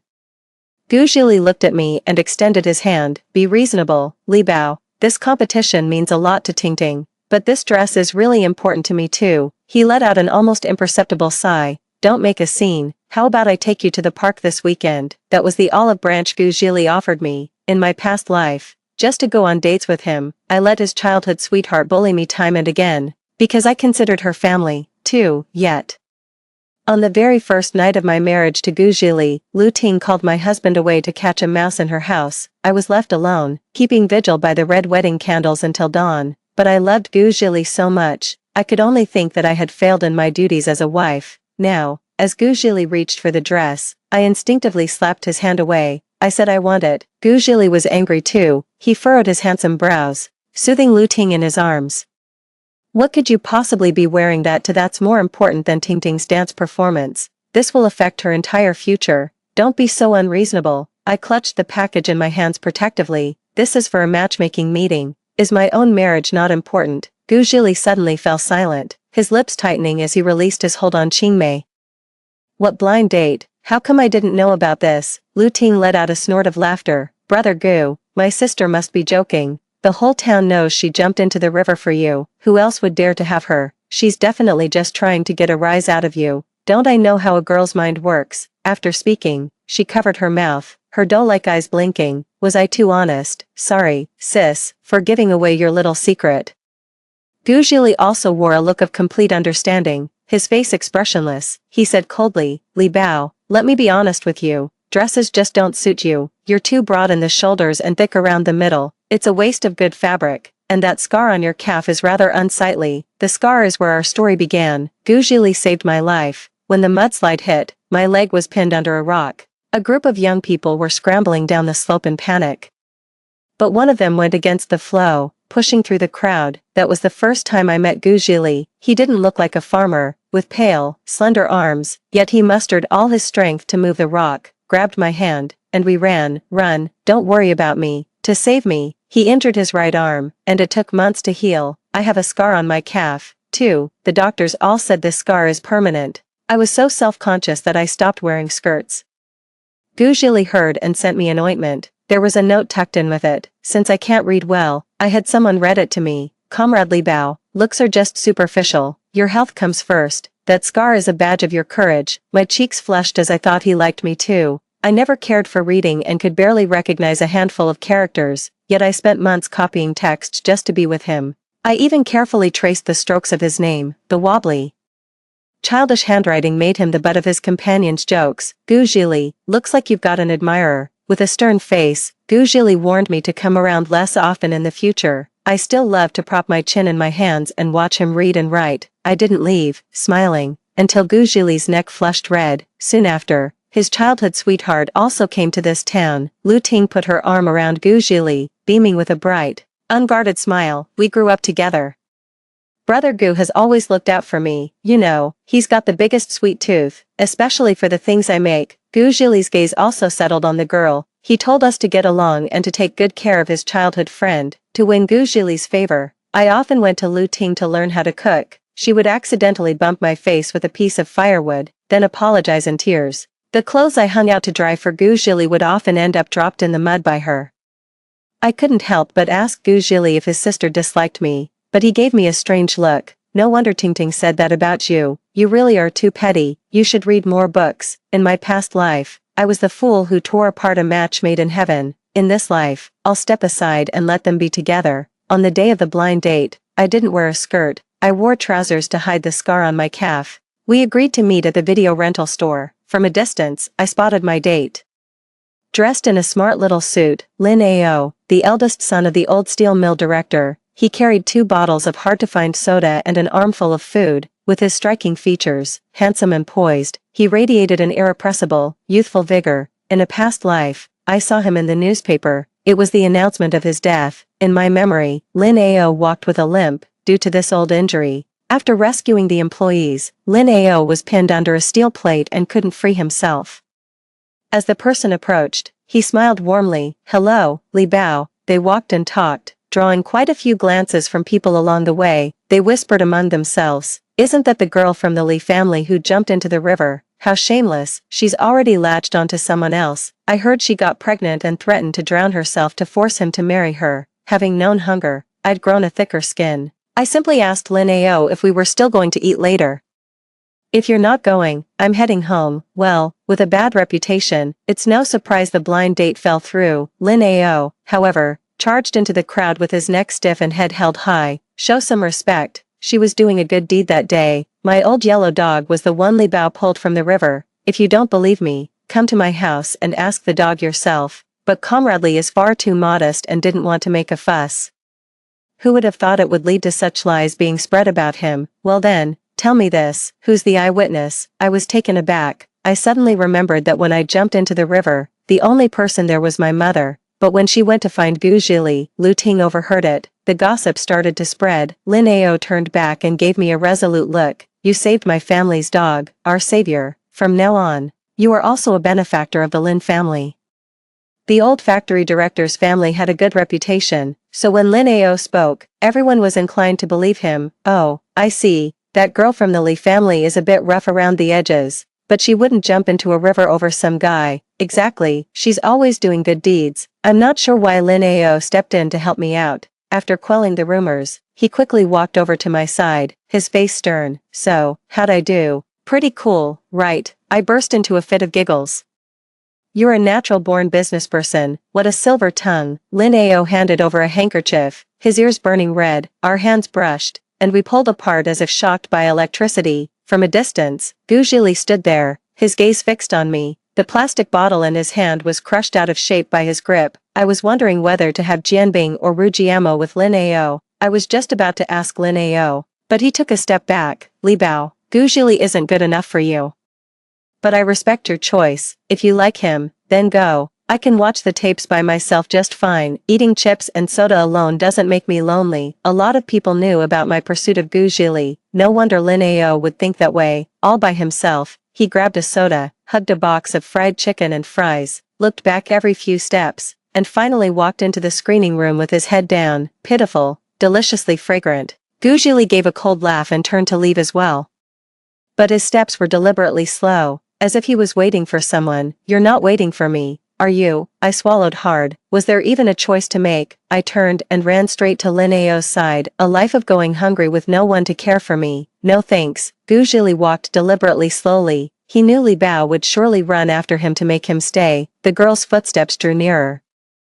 Someone tugged at the hem of his clothes, and Gu Zhili cleared his throat. Ha, I knew you'd follow me. But when I turned to look, it was a girl I didn't recognize. She handed me a flyer. Sir, there's a new romance film playing. You should bring your sweetheart. Girls are bound to love this. Gu Zhili looked around in shock for Li Bao, but she was nowhere to be seen. He fumbled to catch the flyer, which featured a man and a woman gazing at each other affectionately. Not knowing what madness had seized him, Gu Zhili ran toward the room where the tape was playing. In the dim light, I saw Li Bao sitting with that guy from the blind date. Their shoulders were barely inches apart. How utterly inappropriate. She looked down, eating her fried chicken, a smile so wide it made her dimples dance. Her eyes were brimming with happiness and affection. Just looking at the food, her fondness for this strange man seemed to overflow. Gu Zhili wanted to rush in and hit the man, but reason held him back. Li Bao was definitely putting on an act to spite him. It must be this way. That's just a silly little girl's game. How old is he, to be taking it so seriously? Take a deep breath. I can't lose my composure. Li Bao is taking advantage of the fact that he likes her. She's getting completely out of hand. What kind of man is he if he's already being bossed around by his wife before they're even married? Li Bao is sure to come and make amends at the town dance in a few days. After the blind date, I was very pleased with Lin Ao. He's perfect in every way, except for his short life, but he's just too good, so I want to help him. Good people deserve to live a long life. After dinner, it was quite noisy outside. I was getting ready to wash up and go to bed when Mom reminded me, Li Bao, didn't you make plans to go to the town dance hall with someone tonight? You've been pestering me every day to remind you, and you even wrote it on the calendar. She took out that polyester checkered dress. Come on, wear this, it looks so lovely and suits you perfectly. I remembered that before jumping into the river, I had already asked Gu Zhili to be my dance partner. Having been reborn, I had long forgotten about this matter. Mom, I'm going back to sleep. Can't be bothered to go. She sighed and tore the page off the calendar. July 23rd went by so fast. Tomorrow is already. I bolted upright in bed. That was the day of the stampede on the street near the dance hall. It finally came back to me, how Lin Ao ended up with a limp. I threw on a dress in a frantic hurry and dashed out the door, shoes barely on. The shops along the street were all hung with lanterns. Young men and women gathered together, ready to enter the ballroom. Gasping for breath, I scanned the crowd, searching for Lin Ao. What on earth was he doing here in the middle of the night? A figure stood at the entrance to the hall. He wore only a crisp, clean shirt, his hair meticulously combed. Gu Zhili glanced at his wristwatch, then at me, his tone flat. I thought you weren't going to show. It's about to start, let's go. His fingers felt warm, almost hot, as they closed around my palm. I pulled my hand away and quickly apologized. Gu Zhili, I have something to do, you should find someone else. Gu Zhili's hand stilled in his pocket. He clenched his jaw. Li Bao. What's your game, playing hard to get? Think carefully, I don't like people who are overly delicate. If you keep throwing a tantrum, we shouldn't see each other anymore. Gu Zhili finished speaking in one breath, the tip of his nose turning a little red. Sure enough, he saw the girl's expression shift as she reached out her hand. The weight lifted from Gu Zhili's heart. He knew it. She liked him. It was all an act before. The mask has slipped now, hasn't it? He reached out, wanting to take the girl's hand. I shook off Gu Zhili's unwelcome hand and strode straight into the ballroom. Lin Ao was chatting with a girl, his expression utterly focused. I stopped across from them, a pang of bitterness in my heart. On the day our blind date ended, he even promised to cook me a big, home-style pork knuckle. Looks like that's a no-go. Guess we'll just have to crash his wedding and pack up some extra food. The girl poked him, then pointed at me. Lin Ao looked over and exclaimed in surprise, you actually came.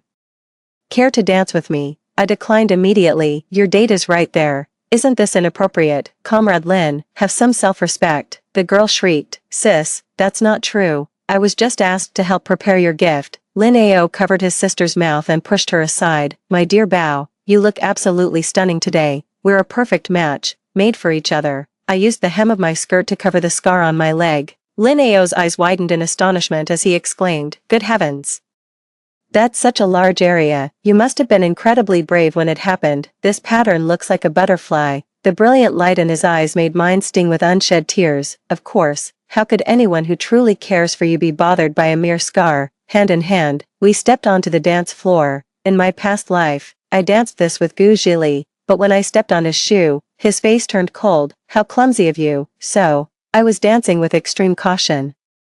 But Lin Ao just lowered his head and winked. What are you doing? I'm not some fragile little doll. The noise outside grew louder. Lin Ao wasn't caught up in the danger. His legs are perfectly fine, but I have a bad feeling about this. If I told him a stampede was about to happen outside, would Lin Ao even believe me? Would he think I've lost my mind? Summoning my courage, I leaned in and whispered a fabricated dream into his ear. It's not safe out there, for children, for the elderly.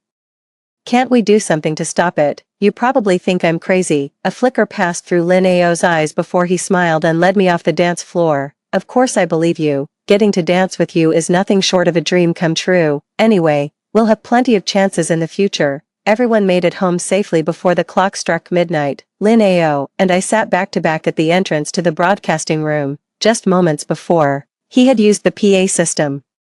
His voice clear and authoritative, to direct the crowd and clear a path. I was feeding him updates on the situation in the surrounding streets. The staff who arrived on the scene scolded us for causing a disturbance, though it was more of a well-meaning warning. When Lin Ao and I went downstairs, Gu Zhili had already been standing there for a long time. His hair was damp with the night mist, and his face was darker than the moonlight. Li Bao, let's go home, your mother sent me, on the way. I kept glancing at my watch. At midnight, Lin Ao told me to look up at the sky. There would be a surprise. When the sky filled with blooming fireworks, my heart couldn't help but soften. But Gu Zhili squeezed my hand until it hurt. You like this kind? He didn't say a word the whole way, just held my hand, and I couldn't pull free. I'm home, let go. Looking utterly dejected, he forced a smile. Li Bao, I won't be any less than him in the future. I'm educated, and I can give you a good life too. Don't be so materialistic. All that is just an illusion. I only asked one question, if I wanted some meat broth, but we had nothing left in the pantry. Would you go door to door begging for it? He opened his mouth. Bao.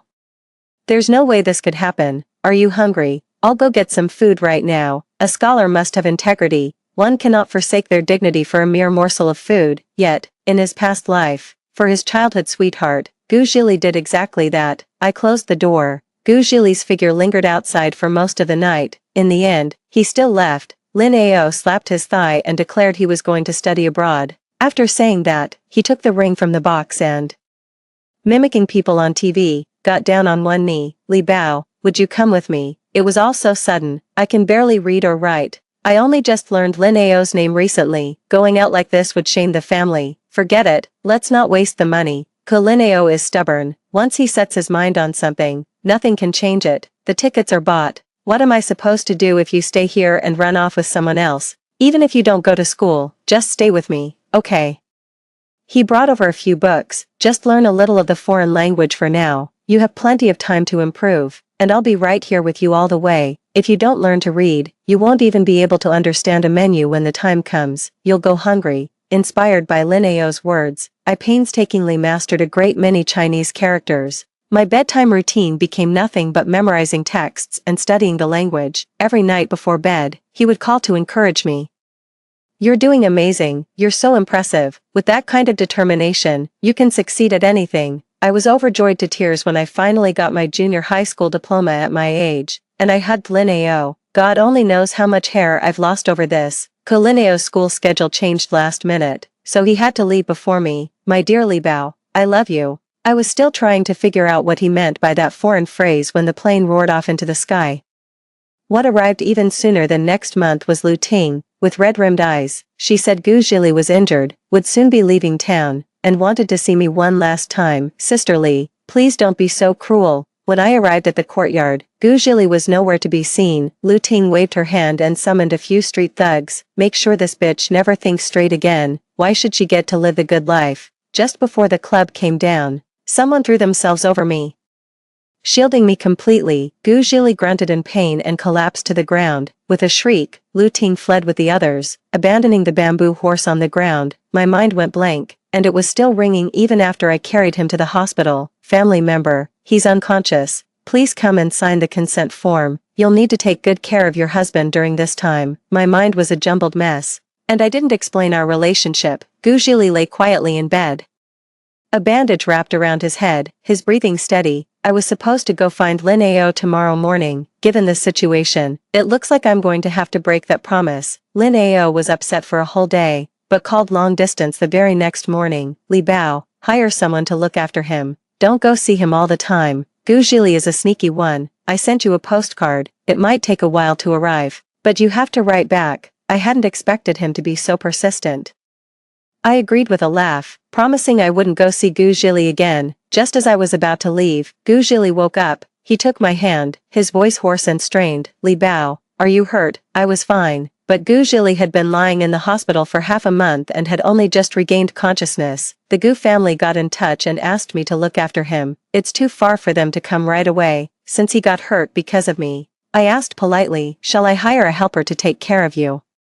A flicker of light passed through Gu Zhili's eyes. Li Bao, could you stay with me for a while? My head still hurts so much, it really aches. The words of refusal died in my throat. I actually managed to put on a few pounds while Gu Zhili was recovering from his injury. I pushed the wheelchair, following his wishes, going out for sun every day and having 3 meals plus a late-night snack. The one who caused all this trouble didn't even come to see him for a single day. Gu Zhili said he would make up for Lu Ting's mistake and was willing to give everything he had. Ting has been good to me. I owe her. Even at a time like this, Gu Zhili still shows favoritism toward his childhood friend. I praised him, saying, you really are a wonderful brother Gu. He didn't catch my meaning, his ears turning red at the tips. It's fine if you call me that, he said, after getting hit on the head. Gu Zhili's brain might have actually been damaged. In the middle of the night, he poked me awake, wanting to go to the screening room to catch a midnight movie. The ad said the evening would be the best part. Gu Zhili described what the girl handing out flyers had said. His eyes sparkled in the moonlight, and I thought to myself, let this be the last time. In our past life, we never got to see a movie together. From our seats, we watched the man and woman on screen kiss each other. Gu Zhili's throat tightened, and he covered my eyes. Don't look. Even though we already had a child together, Gu Zhili's face was now flushed bright red. It seems we still have feelings for each other. On the way, Gu Zhili got cold, so I urged him to go home and get a coat. He was changing and washing up next door. Bored, I looked around the room. Everything here feels so familiar to me. In my past life, when Gu Zhili went out to work, the children and I would wait right here for him to come home. A piece of paper had fallen under the desk, out of habit. I picked it up and tidied the desk, honestly, always leaving things lying around. As I put it back in the drawer, I saw a thick stack of letters that had never been sent. I couldn't read back then, so I had never really looked inside Guzhili's drawer. On the envelope, it was addressed to Li Bao. My heart clenched. I dreamed we had a child. I must be out of my mind. How could I ever let you and the child go hungry? In the dream, Tingting said your cooking was so poor that you used up all the ration coupons. Give it to her, and she'll deliver the meal to your home. Did she lie to me? There must be some misunderstanding here, but nothing has happened yet. Li Bao will come to like me again. Looking back, the earliest letter was dated the day of the mudslide, the day he saved me. Every few days, there was a letter written to me. It was like a diary. Guzhili had filled an entire drawer with them. I remember, after we got married, he wouldn't let me touch the wooden chest. You can't even read, don't bother looking. I felt a little dazed. Did Guzhili ever have feelings for me, too, so why not love me a little more? When I came back, I acted as if nothing had happened. Looking at the tidied desk, he naturally called me by my nickname. Your eyes look red. Do you need an extra layer? I'm heading out now. Comrade Gu, I'm going to spend time with my fiancé. It's best for men and women to maintain some distance. His shoulders tensed, and he said hoarsely, what are you talking about? Nothing's settled yet. Lin Ao isn't the right person for you. You need to think this through more carefully. Think it over again. Tell me what I did wrong, and I'll change. Please, look at me again. I shook my head. Have you remembered something? The river was freezing that day. I was starving, and Xiao Guai was starving too. What will become of my child when I'm gone, with no mother to care for them? Guzhili's eyes reddened. He knelt down before me and slapped himself across the face several times, choking back sobs. He grabbed the hem of my pants as I tried to leave. I snatched it away without a shred of mercy. Lin Ao sent me a postcard, the Eiffel Tower, and parks of every color. His language was playful, sprinkled with a few foreign phrases, like he was speaking in riddles. Is this the pointy tower you wanted to see? The view's not bad. Looking at the materials and construction, I could have a small-scale model made for you back at the factory, a miniature version. Don't forget to write back. Guzhili was always so busy back then. He asked me to focus on taking care of the home. Whenever I go on a business trip, I always end up giving half of the local specialties I bring back to Qingmei. What's left is for me and the child. The child keeps pestering me to go after seeing some travel photos from outside. His favorite thing is an Eiffel Tower puzzle that Guzhili once gave him. Little Bao once said that when he grows up, he'll take me to see it. As I was writing the reply, I suddenly paused. Wait, I've never discussed these things with Lin Ao. How would he know? I took my plane ticket, ready to set off and find Lin Ao to get an answer. People on the street were whispering to each other. I heard someone threw themselves into the river near town. What could that college student have been so troubled about? It's almost winter, and he jumped in wearing just a shirt. He couldn't even swim, and now he's still in there, refusing to come out. Word is, he was driven to it by a broken heart. When they saw me, their expressions turned speculative. By the time we arrived, Guzhili, deathly pale, was already being dragged from the water. His lips were trembling. It's so cold. It must have been awful for you back then. It was the first time I had ever seen Guzhili lose his composure, crying until the whites of his eyes were streaked with red. I've nearly drowned twice, once for him, and once for the child we shared. People around us were casting curious glances our way. The gossipy ones were already pleading Guzhili's case. Li Bao, a man's pride is his most precious possession. He's gone down on his knees for you like this. Give him a chance. Where else are you going to find a man this devoted? That guy from the Lin family is nothing but a trust fund baby. He's not even in the same league as this up-and-comer. Guzhili's gaze met mine, the very pride and backbone that defined him. He bent for me. Someone kicked the door open and shoved Guzhili aside. It was my mother. She took my hand and pushed me toward the car. Sweetheart, we'll miss our tickets if we don't hurry. That boy from the Lin family will be calling you again in tears any minute now. Guzhili was kneeling behind me, calling me mother. There are so many girls outside of town. You're bound to find one you like. Stop thinking about Li Bao. In my eyes, Lin Ao is the only son-in-law I'll ever accept. I stopped paying any mind to the commotion behind me and ran with all my might toward where I needed to be. When autumn arrived, I spent all my time following Lin Ao around. In his past life, it was this very month when the accident happened. I kept watch from the beginning of the month right through to the end, but nothing happened. Business at the factory kept getting better and better, all the way until the new year. Just when I let my guard down, the phone rang in the middle of the night. Sis, there's been an accident at the factory. Someone's leg got crushed. My mind went blank and my legs turned to jelly. I rushed to the hospital. And there was Lin Ao, standing perfectly fine in the lobby. He looked hesitant, unwilling to let me in to see the injured person. It's Gu Zhili. He was wandering near the factory and saved a child who was almost hit. The child's leg was crushed by a truck. No matter the cost, the factory will cover it. Lin Ao, not wanting me to worry, said, don't worry. He was helping one of our factory workers, which means he was helping us, after all the twists and turns. The fate of a broken leg had somehow befallen Gu Zhili. Qingmei came to see him. Rumor has it they got married, then divorced, and it was a very messy affair. Lu Ting was so frightened upon seeing Gu Zhili's leg injury that she dropped the fruit basket and fled. Gu Zhili's eyes were calm, devoid of any joy or sorrow. I had come by a few times, but never went inside, just leaving the supplies he needed. As I was leaving that day, Gu Zhili called out to me, Li Bao, are you out there? I recognized your footsteps. He was sitting on the hospital bed, with a box of food beside it. Li Bao, I always carry food with me, in case you get hungry. They told me not to come see you, but I'll sneak a look, just to know you're doing alright. I've paid my debt to Lu Ting. For the rest of my life, I owe only you. Fine lines had appeared on Gu Zhili's face. He kept his head down, his gaze fixed only on my shoes. I set down the condolence money and quietly shared a piece of news with him. Upon hearing it, Gu Zhili's hands trembled, and he slumped weakly onto the bed. He knows there's no future for us in this lifetime. This is what Gu Zhili owes me, what he owes me and our child, a debt he can never repay, and I don't want him to repay it. The moment I stepped outside, I ran towards the person waiting beyond the exit. He waited anxiously outside, beaming with a healthy, radiant smile.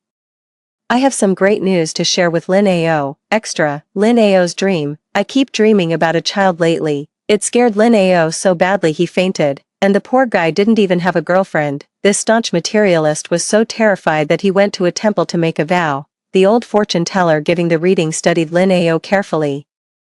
Patron, what clings to you is not an evil spirit, but a blessing. From then on, Lin Ao was haunted by dreams of that child. He was small and slender, with big, round eyes. Big brother, you're going to marry Li Bao in the future. Lin Ao woke up with a start, beaming with joy. After all, he had liked Li Bao for a very long time. There was a girl in town who did everything in a rough and tumble way, when he was little. If anyone teased him by calling his whole family a bunch of iron eggs, Li Bao, freshly missing a front tooth, would slap them without a second thought. My whole family's illiterate too. Lin Ao was shy and only dared to follow behind her like a little shadow. But as Li Bao grew up, she never took her studies seriously, spending all her time running around and playing like a monkey. Lin Ao was swamped with schoolwork and under strict family supervision. By the time he tried to reach out to Li Bao again, she already had Gu Zhili by her side. What's more, Li Bao didn't even recognize him. This childhood playmate she'd only met a handful of times, probably because he'd gone through a major glow-up and turned into quite the looker. Standing beside her was Gu Zhili, a university student who had come to the town for a practical placement. He was a few years older than Li Bao, with a face that was all sharp angles and narrow features, yet Li Bao adored him, becoming his little shadow. When the Li family began looking for a suitable match for her, Lin Ao was the first to hear about it and immediately stepped forward to volunteer himself, and because of this, Li Bao threw herself into the river. That very night, Lin Ao tearfully called off the arranged marriage. To love someone is to let them go, but what right does Gu Zhili have? Upon hearing that Li Bao had agreed to another matchmaking session, Lin Ao tearfully begged the matchmaker for help once more. On the day of the date, Lin Ao snapped his fingers and ordered the trendiest new suit, got a fresh haircut, and even swiped some cologne from a family member. On the way, he remembered the child from his dreams saying, Li Bao has a sweet tooth, make sure she's well fed, she must learn to read, or she'll be at a disadvantage later in life, and you must treat her well. Lin Ao followed every instruction, and sure enough, Li Bao began to take a liking to him. That Gu Zhili was left behind. For the first dance, Li Bao chose him, trusting him. Her smile and the touch of her hand were both warm. From that day on, the child and the dream gradually faded away. Lin Ao wondered if this was their future child, their little lucky star, whose eyes and brows bore a striking resemblance to Li Bao's, full of clever mischief. The factory business kept him busy, but Lin Ao wanted to broaden his horizons, aiming to return home after his studies and make a real difference. Naturally, Li Bao would be going with him.